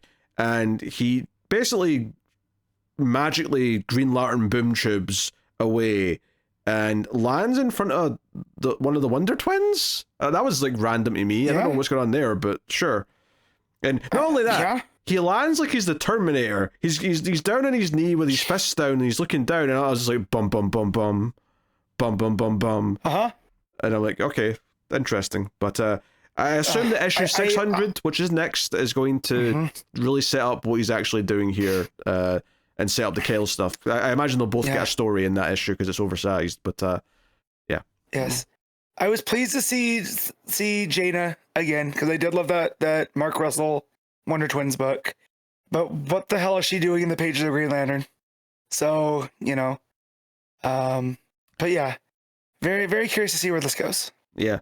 No, I enjoyed this issue quite a bit. I think it's I've relatively enjoyed these standalone Hal goes and talks to people issues, but I think this is the best one because this one feels it has the most meaningful impact because it's actually setting up stuff for Carol, which is cool, who is a main character here, and then obviously Hal as well. I think this actually feels more impactful because I think those other issues, well, they're nice little, he's working with Ollie for a issue, he's working with Batman for an issue.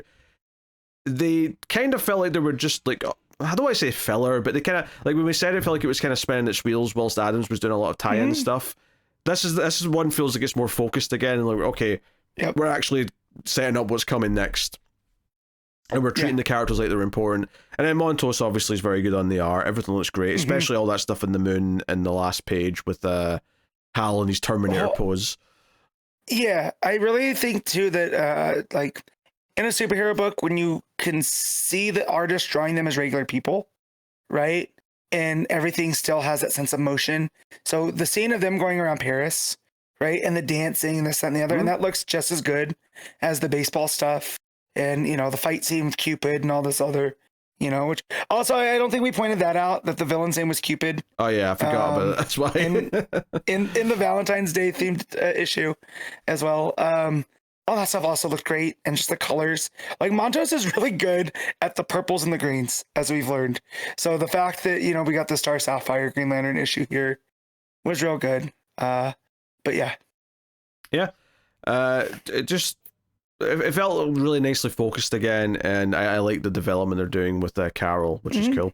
So yeah, and I'm excited for Kel to take over because, you know, I like Hal, but I like Kel more. So yeah.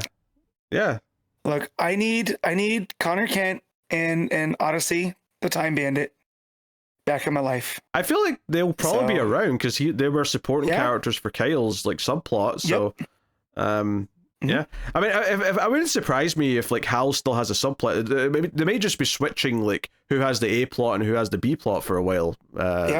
Maybe unless Hal gets sent to something else, perhaps like a miniseries or whatever. I don't know. But regardless, what were you rating Green Lantern issue 32? I'm gonna give this 8.5. I'll be a little more reserved and just give it an 8, but I do think this is the best issue of Green Lantern in, you know, he's 4 or 5 months at least. Adam's back with his fastball on this one. Yeah, no, it's nice to see.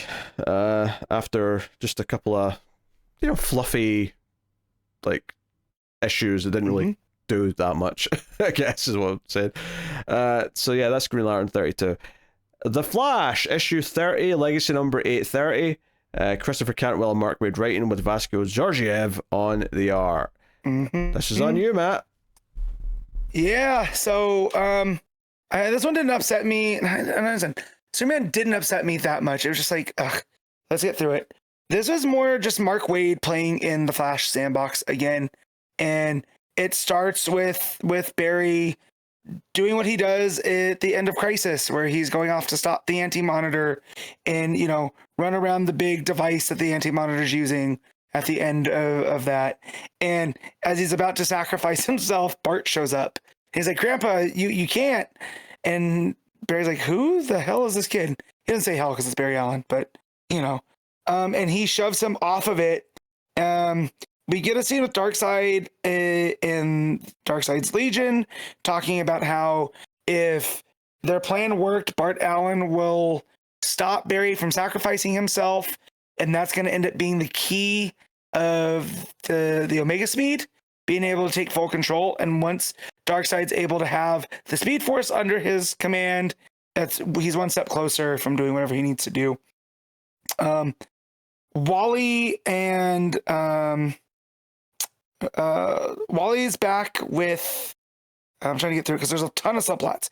Wally's running from XS and ends up, Darkseid's right not too far behind. But Wally ends up bringing everybody else together on this, and he's kind of like the bundle or like the rope that ties everything together because he doesn't have much else to do. But the other plot throughout this one ties back into the Challengers of the Unknown book that started off right when all the Darkseid, you know, post Darkseid's crack and all of that. I guess one of the characters got sent to the past with this big robot that was infused with Omega energy. That means there was a pre-Darkseid's crack, and that's like just a world that I don't remember. That's the true crisis, is Darkseid's crack, pre and post. He was like a Ken doll before. There was no crack. It was just flat surface. Which we did say DC stands for Darkseid's crack, right? I don't know if we've ever said that, but it does now. Yeah, it does now. So anyways, this one of these challengers is in this like frozen wasteland. And Max Mercury's there, and he's having a crisis of identity, because he's like, I'm Whip Whirlwind, but I'm also Max Mercury, but I'm not the Flash. That's not me. I just believe in the Speed Force, and I got corrupted. The Flash could never be corrupted, because the Flash is, he's the one person who's immune to Omega energy. And so he finds this guy with this robot, and the robot is full of Omega energy, which is going to come into play. And that's who Wally ends up bringing all together to face off with Darkseid in this form, which I'm very confused at, because, again, I've read almost everything to do with this tie-in. And as far as I know, Darkseid doesn't have a physical form. And I also understand that this is all happening at different times, right? It's the Flash, timey-wimey, all this other stuff. But yeah, so they end up facing down with Darkseid, but because of this energy, the Darkseid's able to like use the robot, but the robot is, decides for himself that he's not going to let Darkseid use him, and ends up pummeling, the Saturn Girl, which the Darkseid's Legion just takes L after L this week. So, but Darkseid ends up vanishing, and Wally ends up being able to stop Bart from taking Barry's place, and Barry does sacrifice himself at the end of Crisis, and they all end up in the Speed Force. And while they're in the Speed Force, Jay talks to Bart, and I was like, look, kid, you were almost there, but you did it. You saved the Speed Force.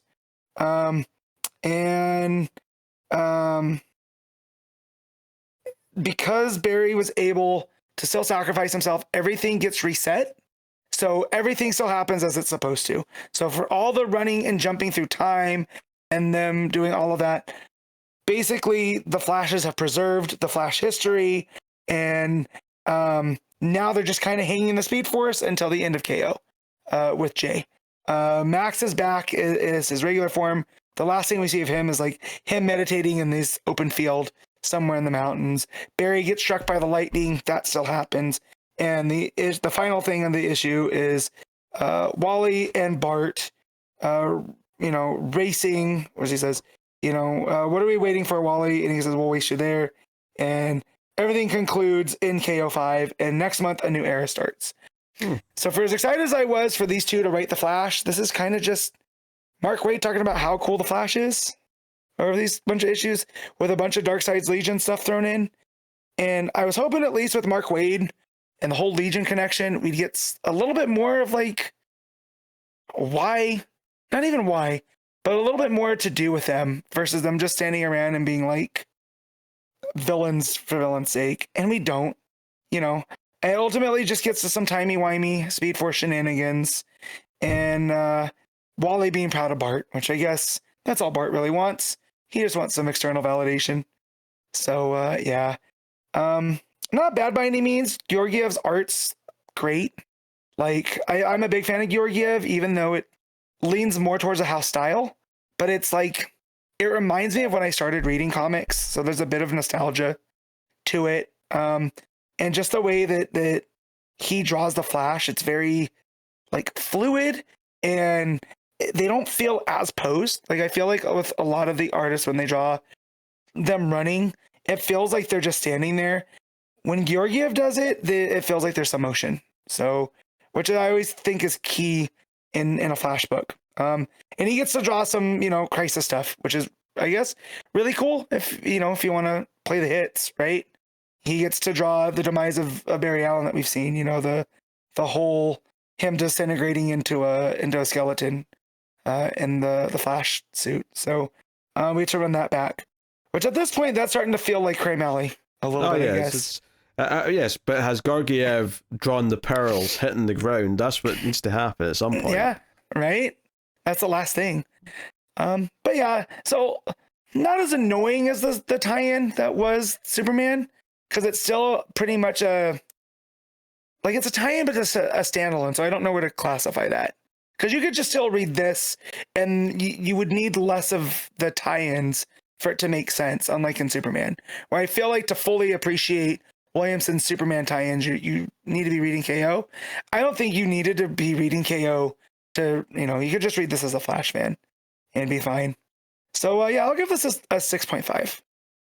6.5. Mm-hmm. All right. The Batman Second Night, issue 3, Dan Jurgens writing with Mike Perkins on the art. So yeah, this book's been gorgeous every issue that we've had of it. I was excited to read this one. Cliffhanger from last time was Superman and Batman finally sort of being face to face, and that's how this one starts off, with Superman wanting answers, who sent you, all that stuff. Batman be like, oh, I've heard you have powers, you have this, you have that. And then whips out a sonic device that's for dogs that hurts Superman's hearing, and that's kind of how he skedaddles away in that first encounter. So yeah, this is all going on at the same time. City Hall, the fear toxin from Scarecrow is making everyone fight together. Gordon's got a gas mask though, looking like the Sandman or something with his hat on. that made me wonder too, like. There's this whole pretense here about, we get to the end of it and Superman and Batman are talking about what's their place in the coming world. Because, they're on the cusp of World War II. And then I'm like, Wesley Dodds is out there somewhere. Jay Garrick's out there somewhere probably. So I, seeing that here, I was like, do you think... Well, we don't know that for sure because, this is like a alternate world. So there might not be all those Golden Age characters. But this is... True, but this is their era, right? So like Perkins drawing Gordon wearing looking like Sandman, with the gas mask and the fedora holding 2 guns, right? Like it's definitely a homage at the very least. But I feel like the whole point of this is that we're in an alternate world where there isn't a dozen superheroes all running around as a JSA yet kind of thing. Well, yeah, and that's what I mean is with the cusp of World War II, I could see very much a sequel series that gets into those characters and being inspired by the legends of Superman and Batman, I absolutely think there's going to be a third one, right? I do. Whether it's Batman third night or maybe he'll switch to doing a Superman one next or something. Superman First Flight or whatever they'd call it. Yeah. But I do actually think there's going to be another one based on the ending of this. Not that there's a cliffhanger per se, but just because I feel like the way it ends, which just to skip to that briefly, Batman gives up being Batman and gets engaged to his actress girlfriend, to Julie, and I'm like, you could read this as the ending where this is him calling it quits, but nothing about the rest of the issue convinces me that he's actually intending and really keeping that promise of calling it quits. So I'm like, this has to be followed up on where he does break this promise. That almost does feel like an inevitability to me. So Gotham is his mistress. She'll always be there. Yeah. And Superman talks later on as well about how, because Batman's like, why don't you just go and stop the war? Because you said they're on the cusp of World War II, but I think it's already started. It's just the US isn't in it yet. Yeah.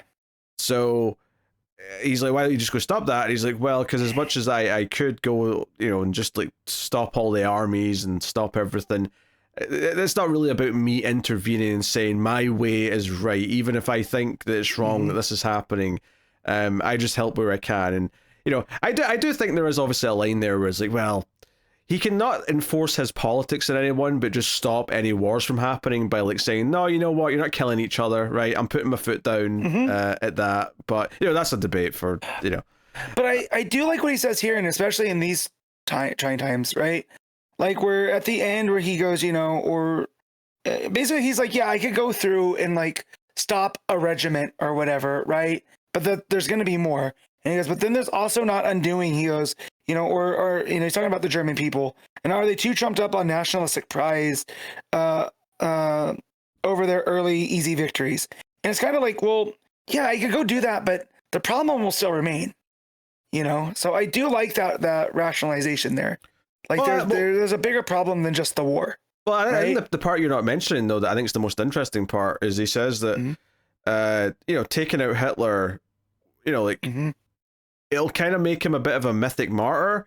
And like the monster that he's created in terms of the pride and all that a lot of people have bought into, will still exist. And the only way that will be defeated is if those people actually have to go through the process of it, basically backfiring in their face and seeing the consequences of it. And that won't happen if he just steps in and puts his foot down effectively. Which I'm like, okay, there's something to that. I think that's an interesting way of looking at it. One might argue that too many bad things will happen, especially since we're talking about the World War II when the Holocaust was happening. I feel forget about the politics of Superman. I feel like there's a line where Superman's going to stop that from happening. But obviously, I get what you're saying here in the grand scheme of things. So anyway, book's gorgeous as it's been every single time. All this Thompson stuff looks great. Scarecrow and the Executioner skedaddle once they realize that the Gordon his cronies have got masks to protect themselves from it, and they're determined. The city's determined to still turning on the Christmas tree lights, and they're going to do it no matter what. And Gordon's tasked with making sure everything's safe, and there's a lot of security, and which basically means there's armed policemen around the entire perimeter, actually kind of making everyone kind of more scared, because it's what are we in, some kind of weird police state now? What's happening here? So yeah, there is a really interesting scene early on with Gordon bumping into the rabbi and them talking about their time, and where Gordon's basically, I really hope we don't get dragged into this war because I remember what it was like being in World War One. And then the rabbi's yeah, but some really bad stuff's happening, and the Hitler and that are going to keep spreading if good people don't stop them. So it's so you can sort of see why Gordon feels the way he does, but at the same time it's yeah, but people kind of need help and stuff's going on. So and from Gordon's perspective, he was in the trenches. He saw firsthand what that was like, and that's why he doesn't want the U.S. to get involved. But as the rabbi points out, he goes, yeah, but people are already dying. We have, just because you not getting involved in it doesn't make it go away. Yeah, and even if, obviously, and it never actually ended up happening in the strictest sense, but, even if the Nazis never stepped foot in U.S. soil, the fact that Scarecrow is already trying to, sell his fear gas... collaborate. ...to them means that there's people in the U.S. who already like the ideas of these people, or at the very least want to make money from them. So it's the disease of it's already spread here, even if... Even if the actual war's not spread here yet. So it's okay, I like these points that are being made. But once we get into the meat of it, so Julie's oh god, Bruce, you're so bruised up and beat to shit. What happened last night? It's no one was meant to be there, but this Superman dick was around, and there was all this stuff going on. Yeah, but Clark and Lois show up at the door. And they're oh, it's a friendly visit because the two ladies were in the car together back at the end of the first issue. They've bonded. But Clark does kind of get a little bit journalisty here, where he starts asking questions and prodding, and things get a little heated. Bruce kicks them out. But it does set up, though, that when they encounter each other later as Batman and Superman, it does that thing where they're both I know you're Clark Kent, I know you're Bruce Wayne. All right, well, dick's on the table then. Let's get talking about what's happening. I love that the way that Bruce pieces it together is that he shoves them and tells them hit the bricks and don't come back, and then he notices he barely budged. Yeah, and I love that's what it was. It's something that simple, because they're dancing around each other this whole time. Yeah, that cracked me up. Yeah, and I wasn't sure if Clark had any sort of X-ray vision yet, but there is one moment where, at the very least, it focuses on his eyes as if he is seeing something that normal people wouldn't see. Maybe it's just he sees better detail or whatever, but it did feel like they were emphasizing it. So, because he can't fly in this yet, because he doesn't have all the powers that we think of him as having. So yeah, there's a couple of scenes. Batman goes to the pimp, the brothel owner. He goes to the rabbi. Yep. He goes to Gordon. Throughout the issue, and again, very solid scenes. I really like when he shows up to Gordon and he's just at the window and he's got the cape covering his face and the snow is kind of coming in. It's just the art is gorgeous throughout all that stuff. But yeah, ultimately when Batman and Superman meet in the snow and they have their conversation, their debate about the war, Batman's like, hey, Scarecrow and the Executioner are absolutely going to attack this party where they're turning on the lights. It's too much of a target. Let's split up. You go and save the people at the thing, right? You can deal with that better. I'm going to go track down Scarecrow. And he does. And all that stuff's super spooky. Batman creeping in the house with the mask on his face. Scarecrow being ready. All the colours, the splashes of yellow against the black. Very gorgeous stuff. Meanwhile, Superman's in the snow and finds the Executioner. But there's a bit of a twist here where it turns out the Executioner thinks he's releasing the toxin, but he's actually just blown himself up. Scarecrow set him up to die. So dastardly on Scarecrow's part, for sure. Yeah, because he's like, I hear bullets bounce off of you, but I bet the gas will get you. He goes, gas, and he goes, no, don't. And then a gorgeous like Perkins, the explosion where they're at and all the people running and whatnot. Because it's like it's on like the third or fourth floor of a building, so it's just the corner of a building explodes. Yep. And then we cut, to the next page, and Batman's like breathed in the fear toxin, so he's fighting this like demonic looking like thing that he's seeing instead of Scarecrow. The devil. Yeah. So and then Batman though figures out there's a cure because Scarecrow's unaffected by it, so he's like, well, there must be a cure because you're fine. So he basically just, and I'll admit, he is a little bit rash where he's like, oh, this beaker of liquid here, this is probably the cure, I'll chug this. Lucky for him, he's right, but I was like, okay, that wasn't very scientific what you just did. that could have been very bad. Yeah. It turns out that was acid. That was boiling acid you just chugged down Batman. Yeah. Oh, man. Superman realizes that the toxin must be somewhere else. It's in the Christmas tree, so he swoops in. Or he grabs all the toxin and puts it in the Christmas tree and then throws the Christmas tree up into the sky so it gets far away whilst the Batman stuff's playing out. But yeah, the art here is just gorgeous. That's one of the big selling points here. We see Scarecrow's face, though, when the mask is knocked off, and it turns out that Scarecrow was testing all of his previous toxins on himself, and it's left him very, his face is burned and there's like boils disfigured. And just nasty stuff. So. Yeah, it's what we usually see with like Dr. Poison in the Wonder Woman books, right? From dealing with all this type of stuff and why they wear that suit. I did like that twist with Scarecrow. That's why he wears the mask. It's not just for the theatrics of it. He's actually like in a Doctor Doom kind of way covering up his face from the mess that he made it. Yeah. And it was worth mentioning as well, before Batman left for this night, Julie's like, I can't keep doing this. Like, you have to, like, every time you go out, I'm terrified you're never going to come back in one piece. And he's like, look, I'm almost solved this case. Just give me till tomorrow. And she's like, okay, but that's it, no more. And Superman even says at the end of the night when Batman's been shot and he's like in a bad shape, he's like, oh, you've had a rough time. He's like, this must not leave much time for a personal life.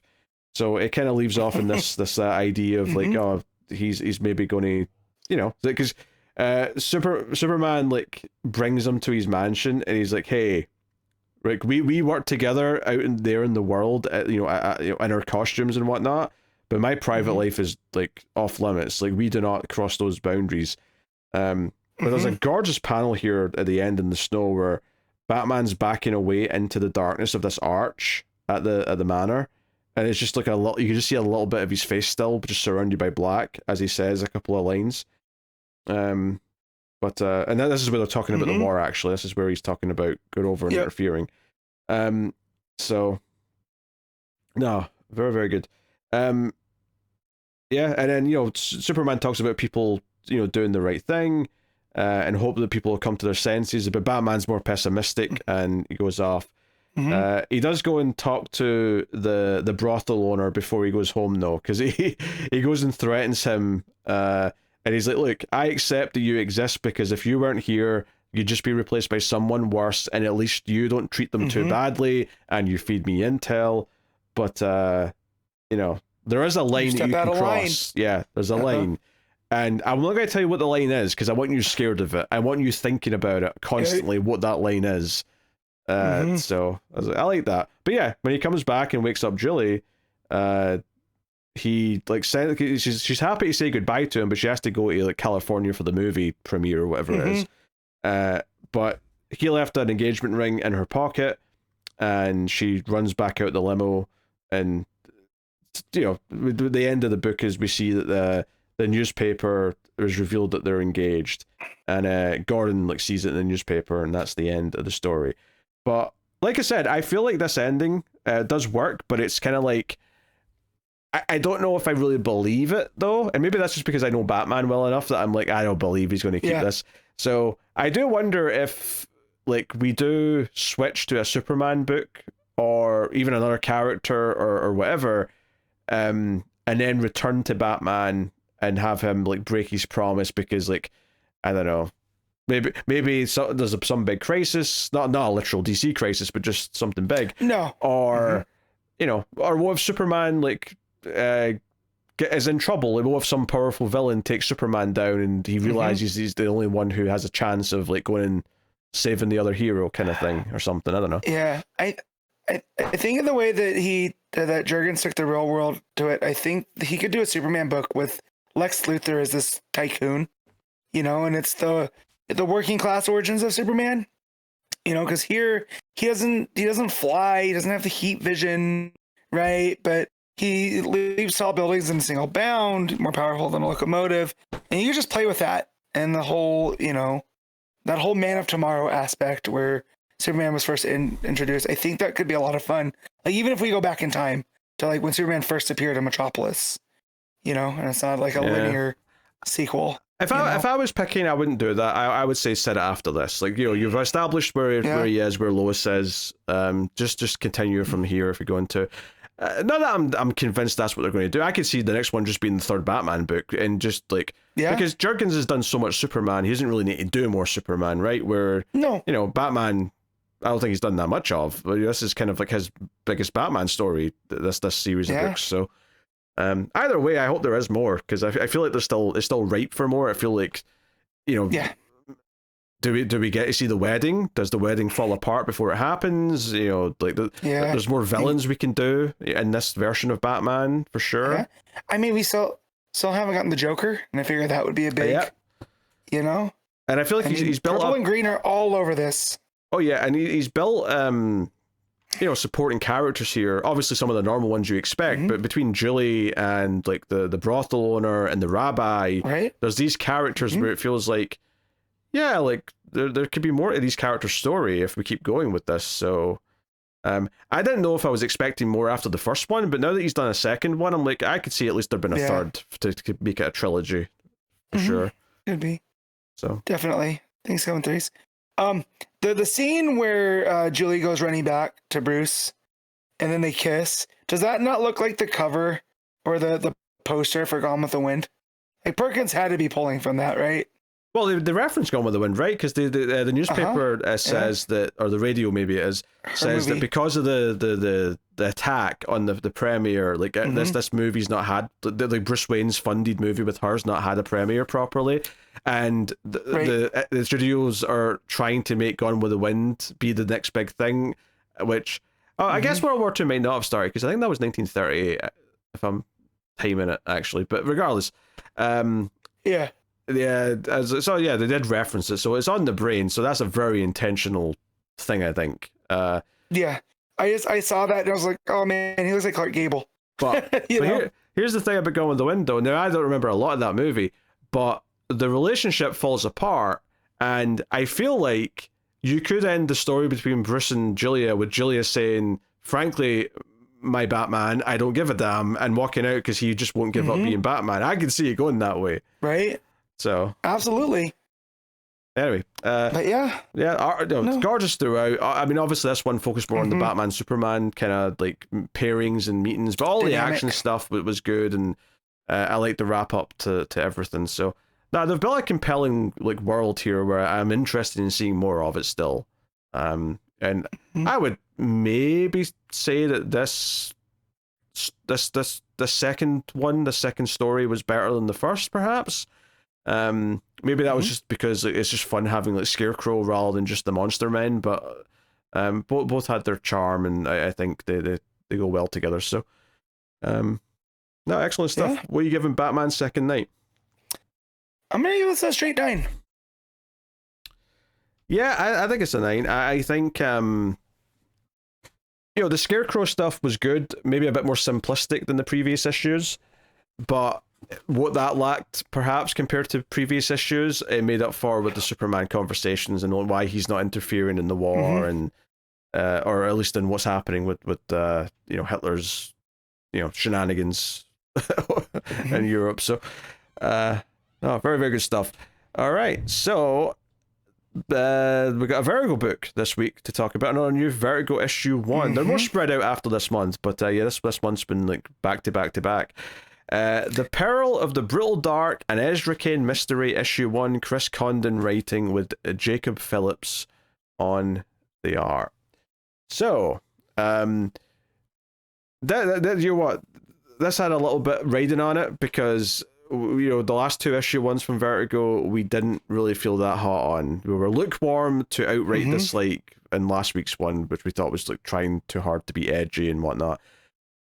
Now, this book starts in the early 20th century, I guess, the early 1900s, with archaeologists, expeditions looking for supernatural artifacts, and then we skip ahead to the 40s, where a pulp detective is roped into a case looking for people who maybe stole this artifact from a museum, and I'm like, okay, someone just read Matt's like wish list and just started building. Like, if a sexy redhead shows up, then that's it. Like, it's everything. It's everything Matt wants in a story. We still need a femme fatale, Pete.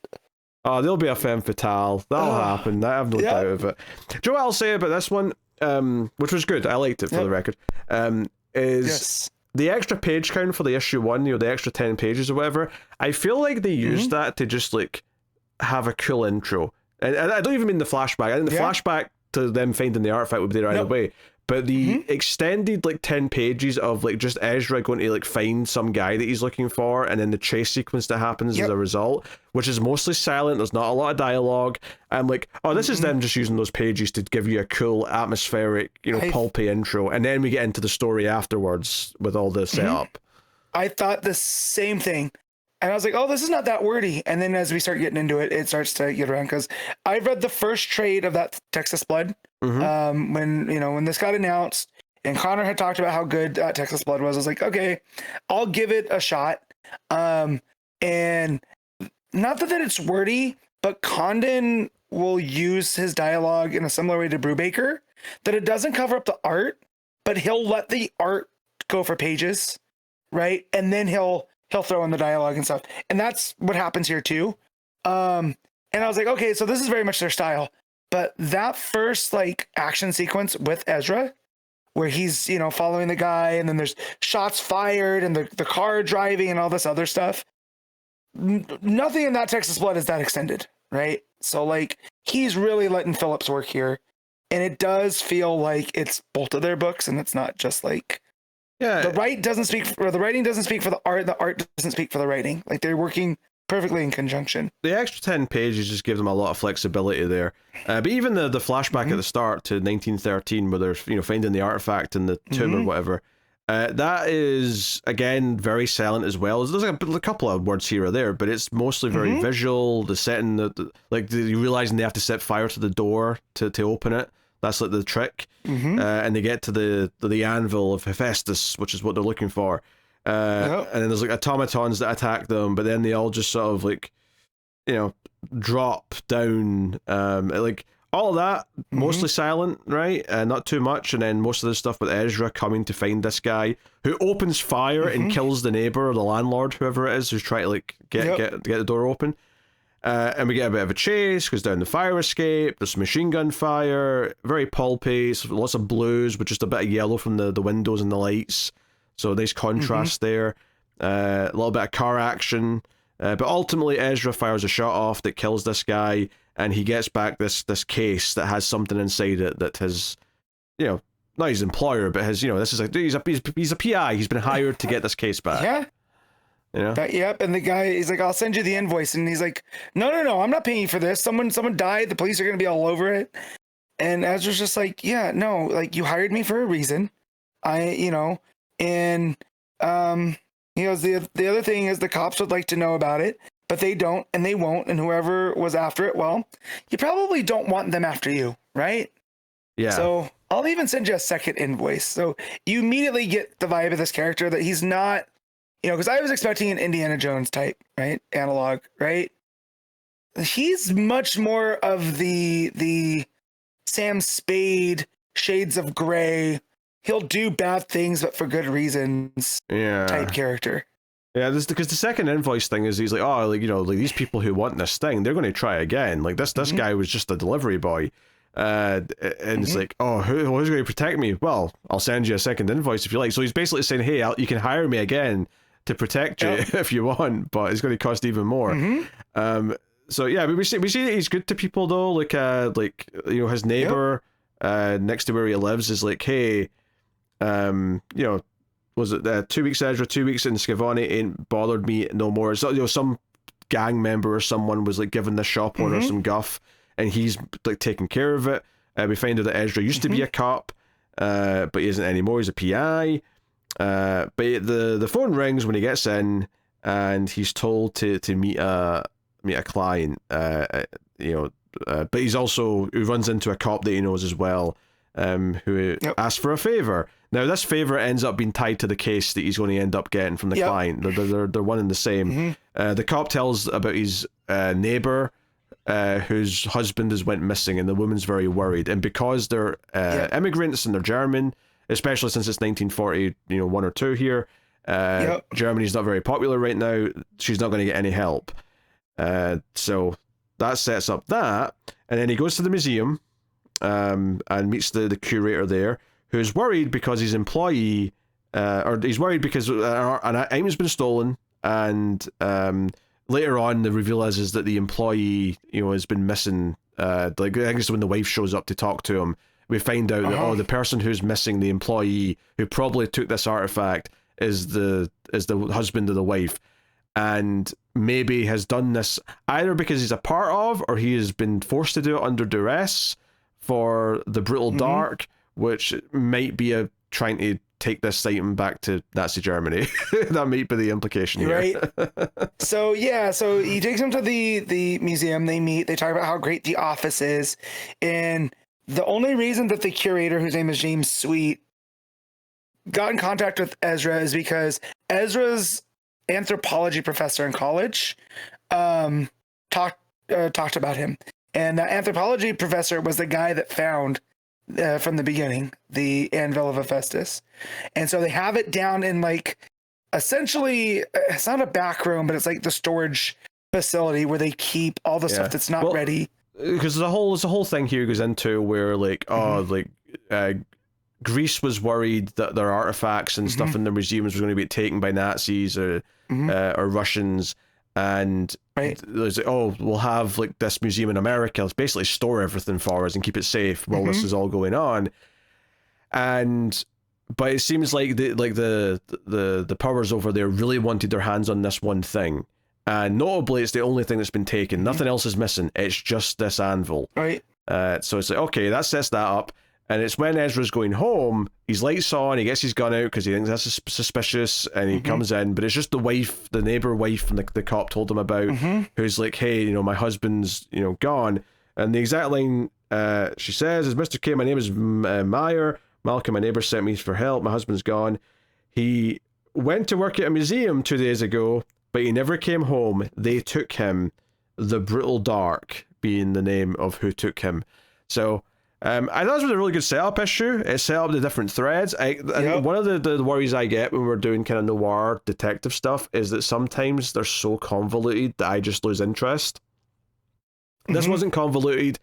It made sense to set up the artifact.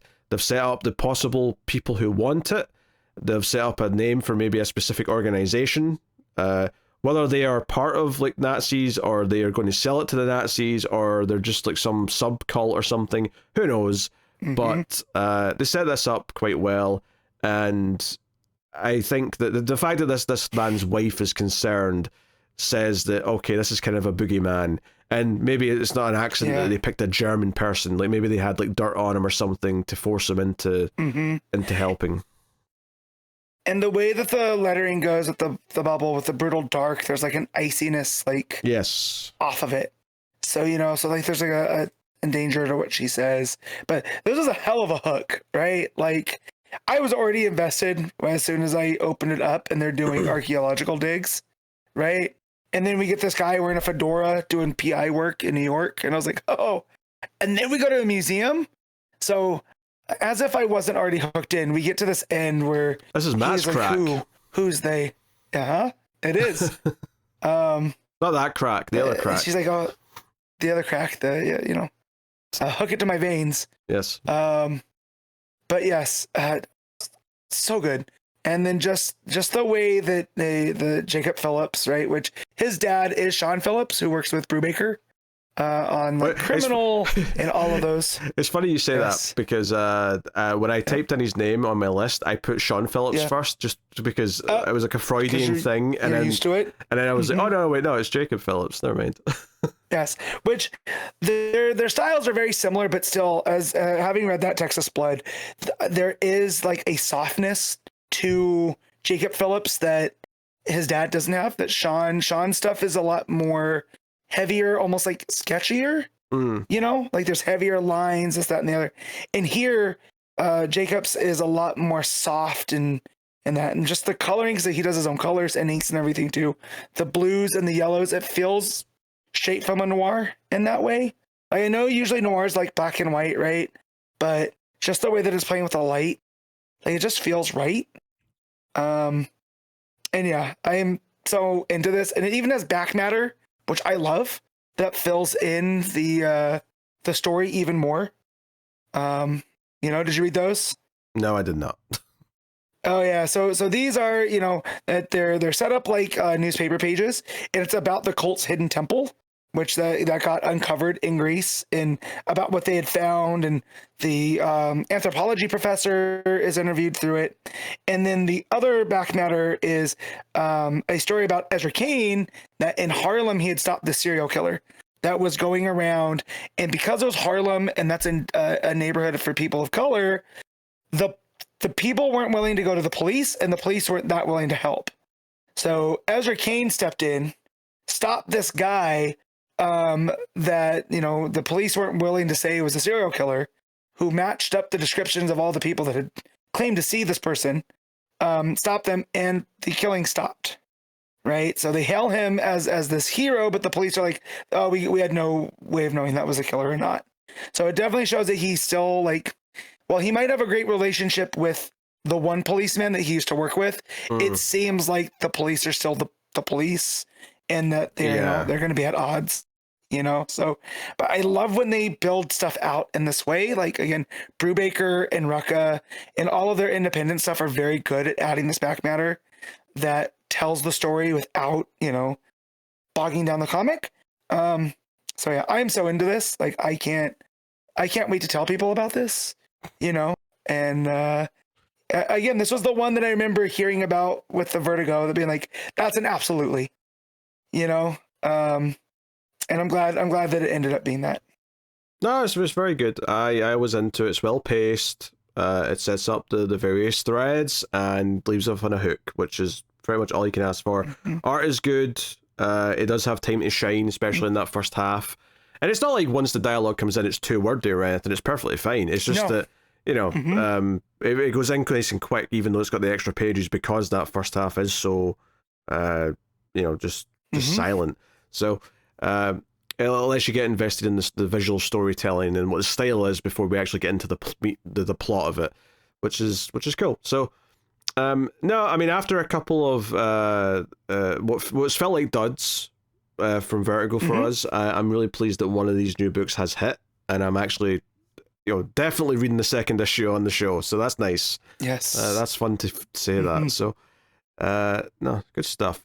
But you know, it is a book where, like, the style is a big part of it. Like, I think the story's fine. Like, the story's perfectly well told, but it's not like it's doing anything, you know, wildly interesting. I mean, I could see maybe that idea of, like, him being willing to help people that the police won't, getting a bit, like, maybe a bit more, like, layered with commentary as it goes on, and we see kind of, you know, maybe that's why he's not on the force anymore, because he didn't like that they wouldn't help certain people or something. But it's really just, like, how much oozing and atmosphere it is, and kind of the vibe of it that's really working and clicking right now. So, all right, what are you giving Ezra Cain, issue 1? Call me crazy. It's a 9.5. Now, I realize I've given a couple of 9.5s this issue, this episode, but you giving this a 9.5 is self-parody. Yes, I understand this. Yeah. But I love this book. I finished this and then I was like, I got to talk about it on the show. Like, I can't wait. Yeah, I am going with a little bit more, you know, sensible and restrained. I mean, it's at least an 8 for sure. Like, it's a great issue. I may go 8.5. I think it probably gets up there. But yes, clearly, yes, this was basically made just for you.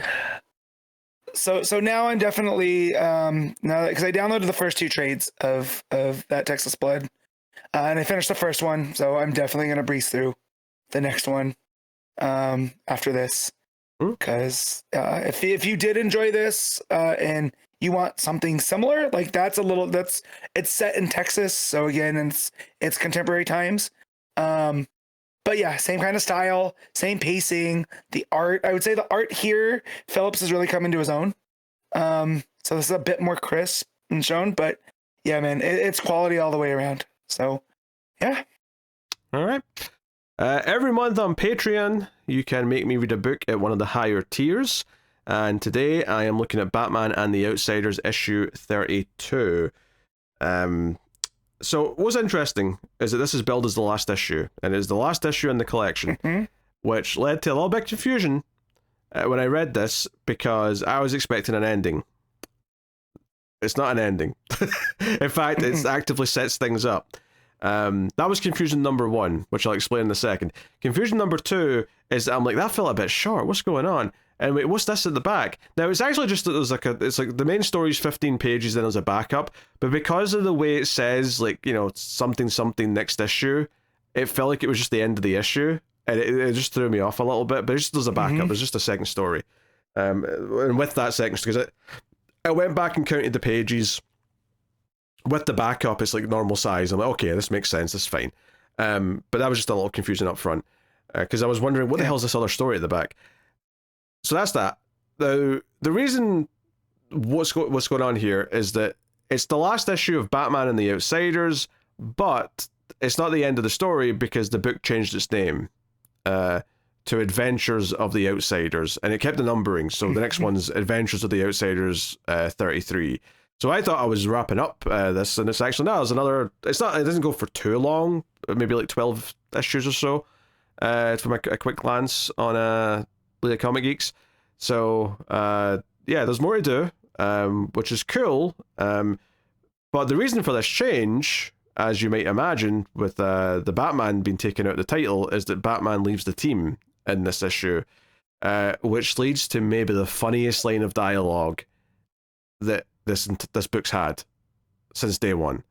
You know, and this is more of a hindsight thing, right? It wasn't funny at the time, but it's funny now.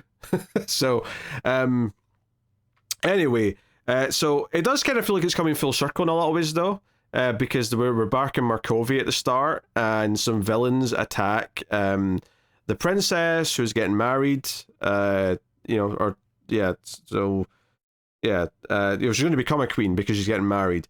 And you know, she's been interviewed by the press in her limo. There's like a whole, you know, motorcade going on with the military in front of her and whatnot, and they get attacked, right? The ground rises up, and I really like this because, again, talking about it coming full circle, I love the serialized nature of this book, where the Masters of Disaster end up being the villains who are here to kidnap her, But I like that we spend like a whole page of like basically teasing who it is by showing the different powers.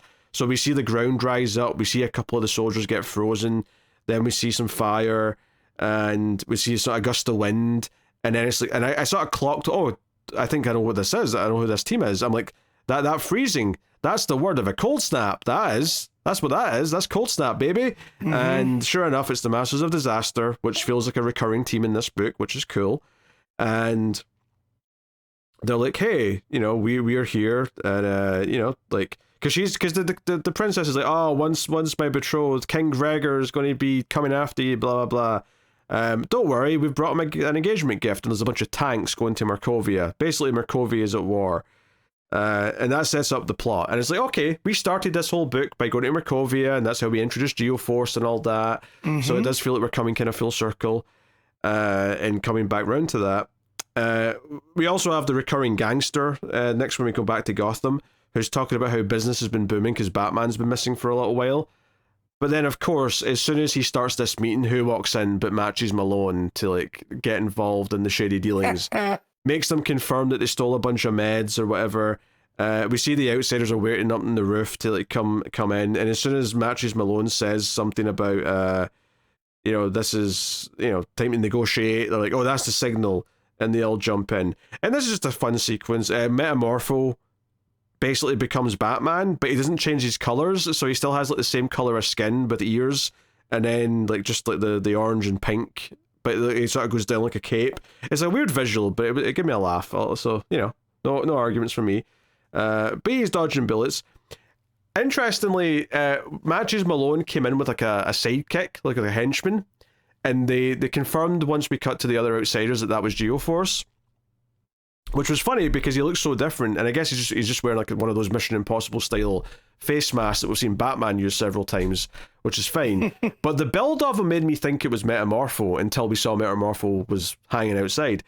But what got me off guard here though is that when the fighting starts, they like, you know, run off to change to become Batman and Geoforce, and they do the Superman thing, right? They're ripping open their shirts and their jackets, and you see the Bat logo, right? And obviously you associate this way more with Superman, hence why I called it that. But it's not, you know, I've definitely seen it before. It's something you've seen from time to time, Batman ripping his shirt open to reveal the outfit, especially in the days where it wasn't quite armor yet. It was more just something he could hide under his clothes.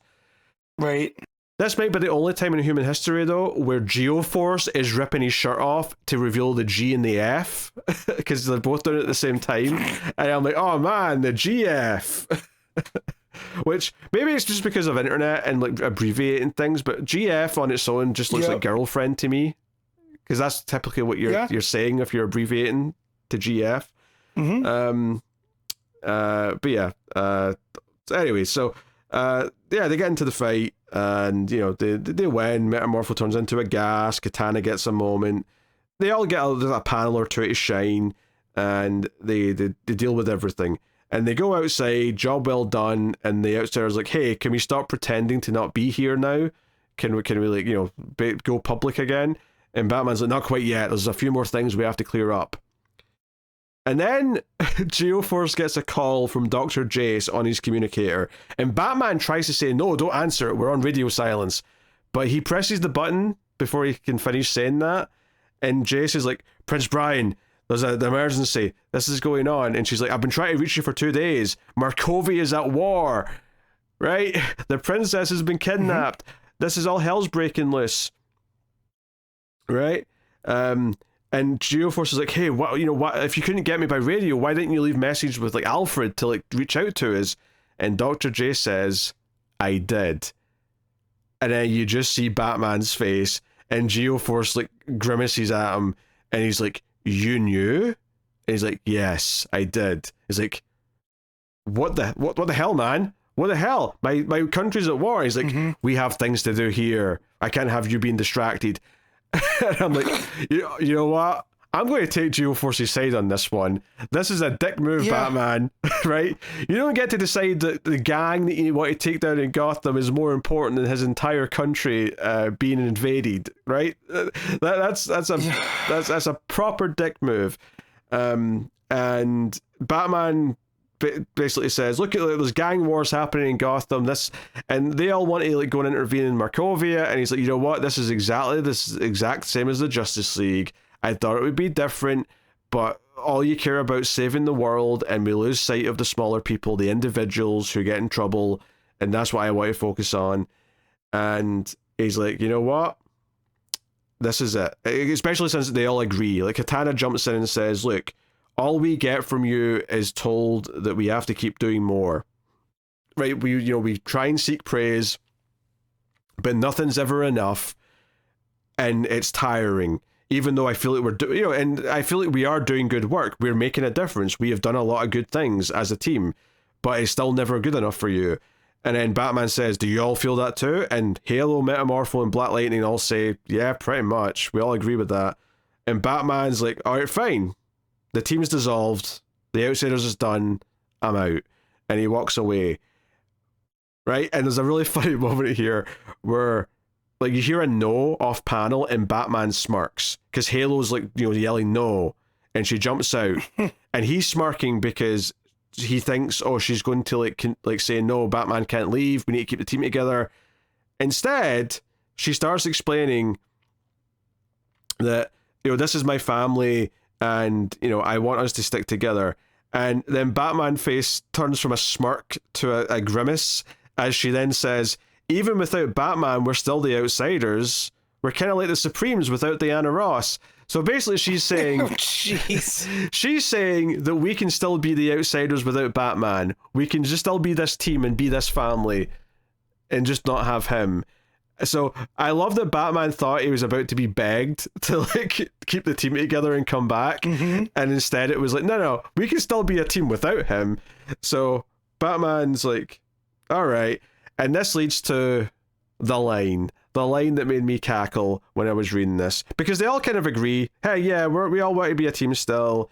Let's do this. And then Batman says the following, go on then, leave me. Which, by the way, you're the one who just said the team needs to end, so you technically left them, but, whatever, let's not get in the way of that. Go on then, leave me. Dick did, and I suppose Jason will someday. And I was like, oh, does he? Oh, there's a crowbar in his future that takes him away. Don't you worry, Bruce. But yeah, that's not Jason's choice. Right? Like in The Outsiders. It made me laugh so much. Oh boy, that's hilarious. I'm like, because obviously this was written before, like, the Jason death was even planned. Death of the family. So yeah. I get such a good cackle out of this, and I'm like, oh, he leaves. Don't you worry, he leaves. But I love this is all stemming from like him still feeling salty that Dick left to just go lead the Teen Titans. Like, this is still kind of like biting at him. That it means a lot more to him than he'd like to admit. Even though it's a bit funny and comical, and he's written a little bit maybe two-dimensional, arguably here for like present day standards, it does still kind of work in the grand sense of like the continuity of the character, and that he is a bit of a dick, no pun intended, because Dick left him. And he's feeling salty about it. I do like that. I like that quite a bit. Anyway, Batman swings away, and the team are like, because Geoforce is like, hey, I have to go and fight my own war in Markovia, as if he's going to do it on himself. And then the rest are like, what are you talking about?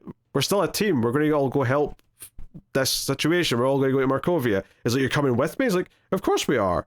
We're a team now. And he's like, oh, okay. So that's what I'm saying when it's like, this is not an ending. This is the them just setting up the team without Batman, and they're off to go and do this stuff, but it's still going to be a capper to everything that we've been doing since issue 1 of this book, which is really cool. And there's a couple of panels at the end which just sort of shows you who's behind this, like who's hired the Masters of Disaster to kidnap the princess, who's waging war. And it's Baron Bedlam is the one waging war on them. So yeah, but that's not the whole issue. That's about 15 pages. So there's still like a 7-8 page give or take of story left, and it's a backup about Looker.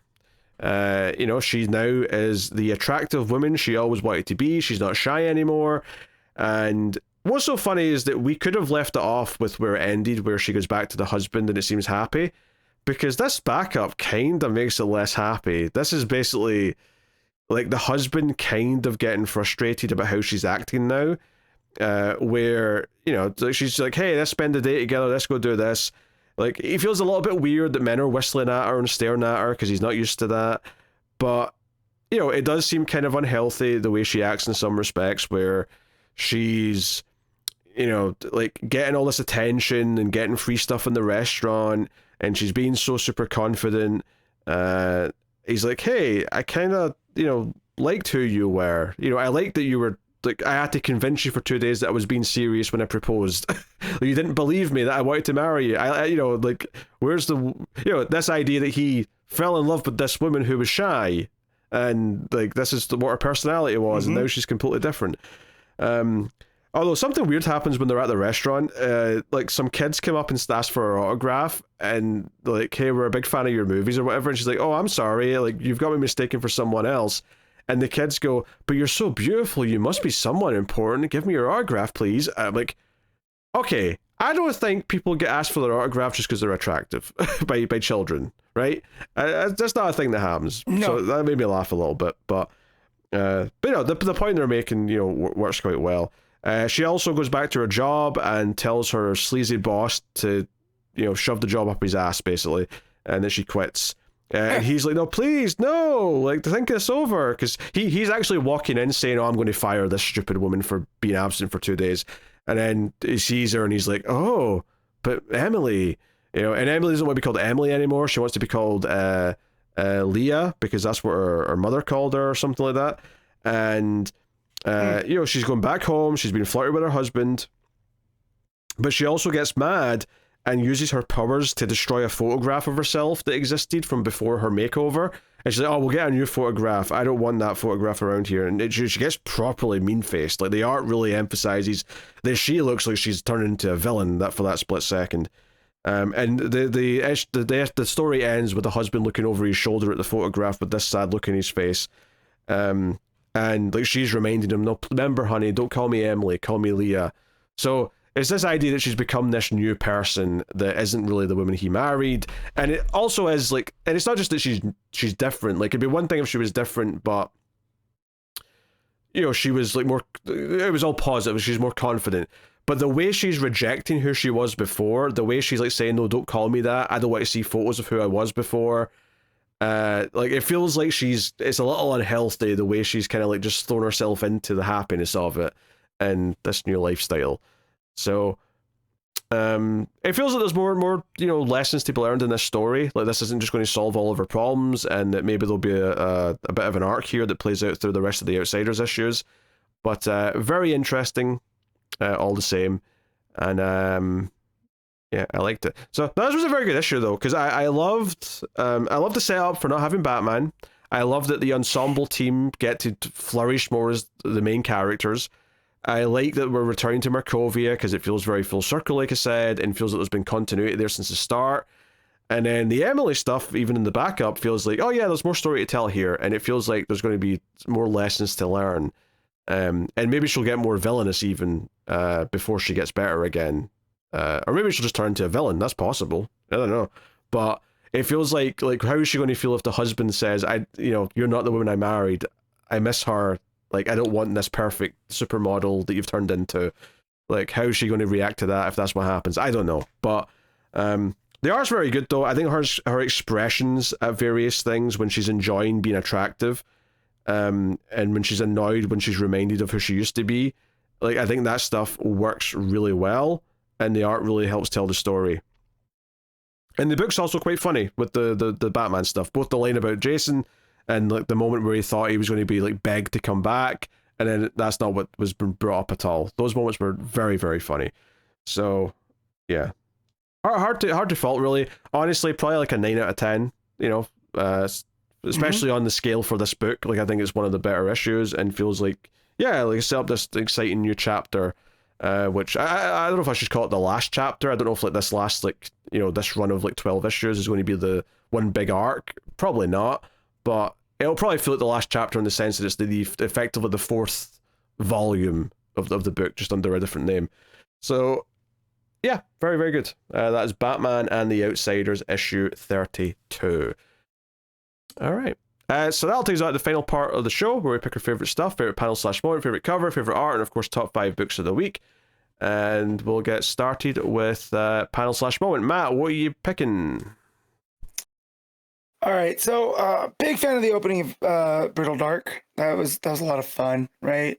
However, we had Kaiju Wonder Woman versus Gigantic, and it's really hard not to make it that. So that's my moment.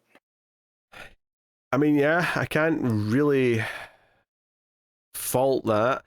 Like you said, it had the helicopters circling. I wish the helicopter circling here had happened when we were talking about that. That would have been funny. That would have been timing. It. Yeah. Yes. Oh, geez. This is tough, actually, because there's a lot of good books this week.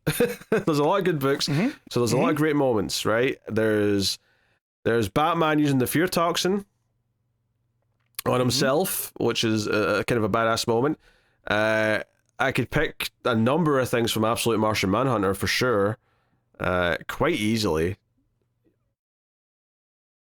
The Batman Second Night's got a couple of great sequences that are really special. I'm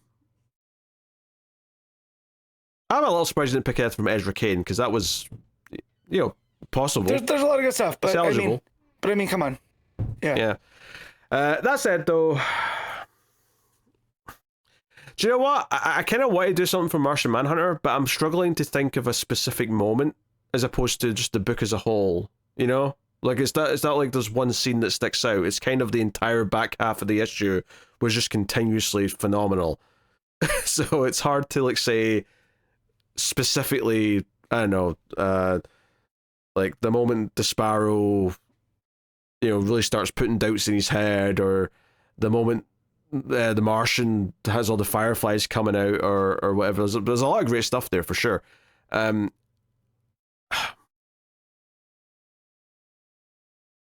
Yeah, I hate to just pick the same thing, but I think I'm going with Kaiju Wonder Woman.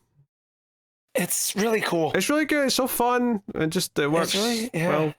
It's really it looks fantastic. So I'm going to go with that. But I really tried to talk myself into another one, but it didn't happen. All right, cover of the week. There is a bunch of good covers this week. I have like 6 potentials, and I don't actually know which one I'm picking yet to be the pick.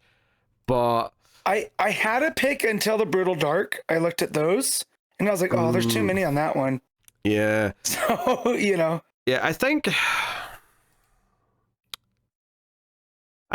my pick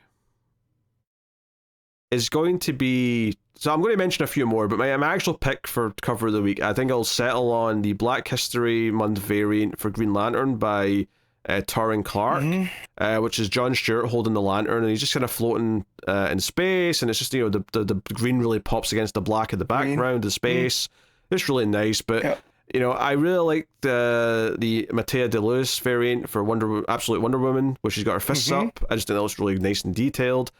I like the Weather de la Dera variant for Absolute Martian Manhunter, which is almost like a children's drawing of the Martian with the sketchy kind of house in the background. Yeah, the Martian looks almost like a gorilla, and it really speaks to me. I like the main cover for Detective, where it's the big bulky bat mask, but there's a crack over the eye so you can see Bruce's eye. I think that looks really cool. The Kyle Rayner Green Lantern cover by Declan Shelvey is nice and simple but effective, and the Brutal Dark's main cover is good, as well as the main cover for Second Night, which in this case it's actually Superman's silhouette where all the art's inside of. But I've loved how consistently stylized all those covers have been. But yeah, I'll pick the Black History Month variant for Green Lantern as my pick. But honestly, they were all very close. Like I was having a hard time saying which one I liked the most. What do you go with? All right, so of the ones that you didn't mention, because you didn't mention the Absolute books that I was going to, there's a Rod Rice variant of Superman that's got Superman with his arms outreached with the sun behind him, and he's all lit up like yellow and red and orange, and it looks really cool. Like big fan of that one. And then there's a Batman Second Night variant that's just got Superman in the moonlight, standing there, and his cape's all big and flowy. You know, it's another one that looks really I noticed good. that one. Once I made it bigger, though, I felt like there was something about just, I don't know if it's the face or the body, it just wasn't quite right for me. It was almost a great cover for me. There was just something a little bit off about it. Gotcha. I love the composition of it with the cape taking up like a big chunk of it. Like there's a presence. But Peril of the Brutal Dark has 3 that I want to bring up. One of which is my cover of the week. The first one is a Sean Phillips variant, and it's got like the Greek helmet with some eyes glowing red behind it, chasing somebody.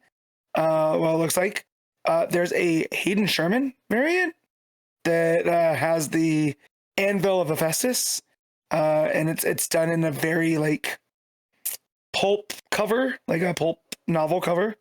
But I mean, there's a Tula Lotte that looks like an old movie poster, and it's got the Peril of Brutal Dark. It's got Ezra Cain there, has what looks like a femme fatale, and Tula Lotte draws a fantastic femme fatale. And yeah, so up until this point, that Superman cover for Batman Second Night was going to be my cover of the week, but then I saw this one, and yeah, it's so good. All right. What is your art of the week? This is tough. Oh yeah, good luck. Right? We got Hayden Sherman.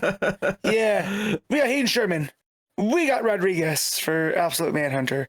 We got Janin for Tech. Montos. We got Phillips. Perkins. We got Phillips. Montos. We got Perkins and Phillips. So really, I would feel like there's not a bad answer here, right?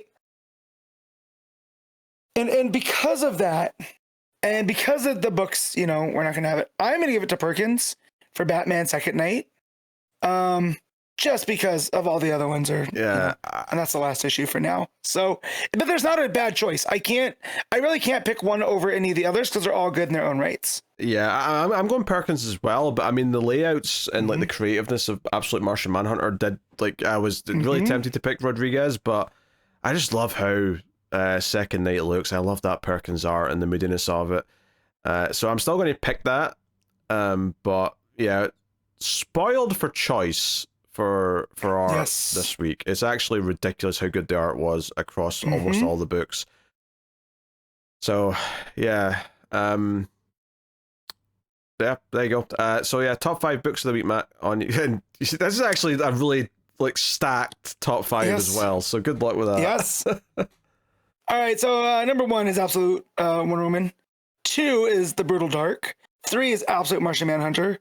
4 is Batman Second Night. And 5, can't remember what I ranked higher, if it was Tech or Green Lantern. Either way, can't go wrong.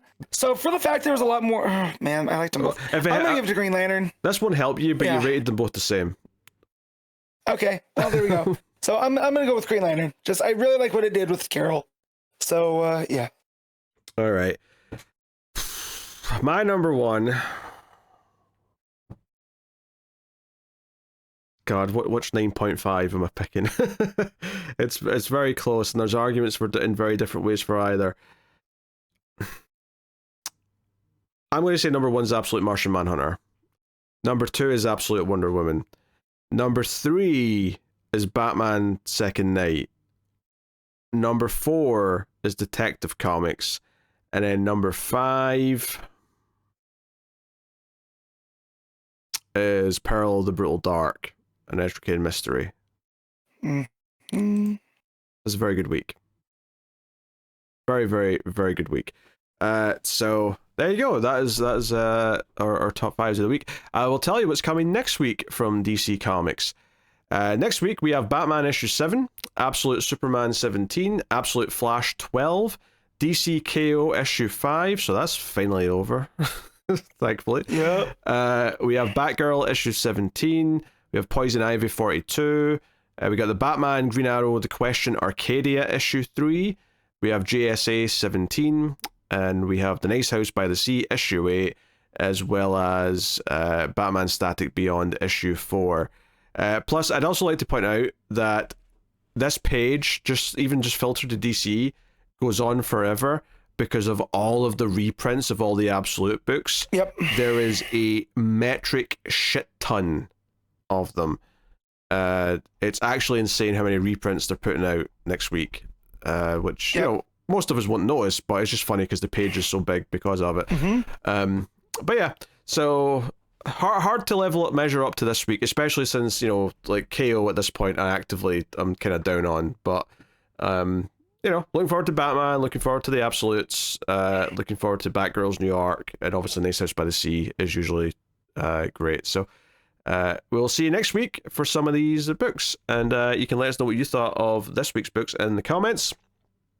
Of course, patreon.com/MailFuzzTV is how you can support the show if you would like. YouTube membership is also an option, but, you know, Patreon is the one where you get access to bonuses from all the other Mail Fuzz content as well, if you're interested to check out the movie podcast and stuff like that.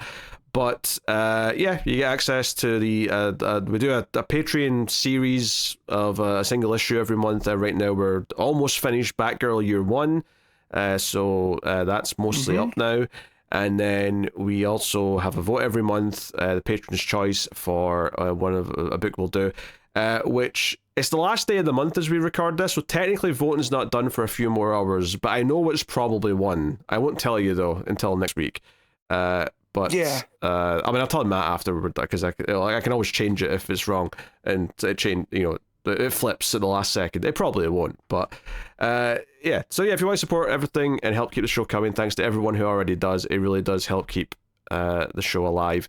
But that is us. That has been Comics from the Multiverse. And once again, look out for a form soon to submit your favorite DC characters. So start thinking about it. Start drafting. Get your top 20 all the way up to top 50 if you like. And we'll announce the results of that on episode 500. So thank you for joining us. We do appreciate it. Keep reading DC Comics, and remember to never get lost in the Speed Force.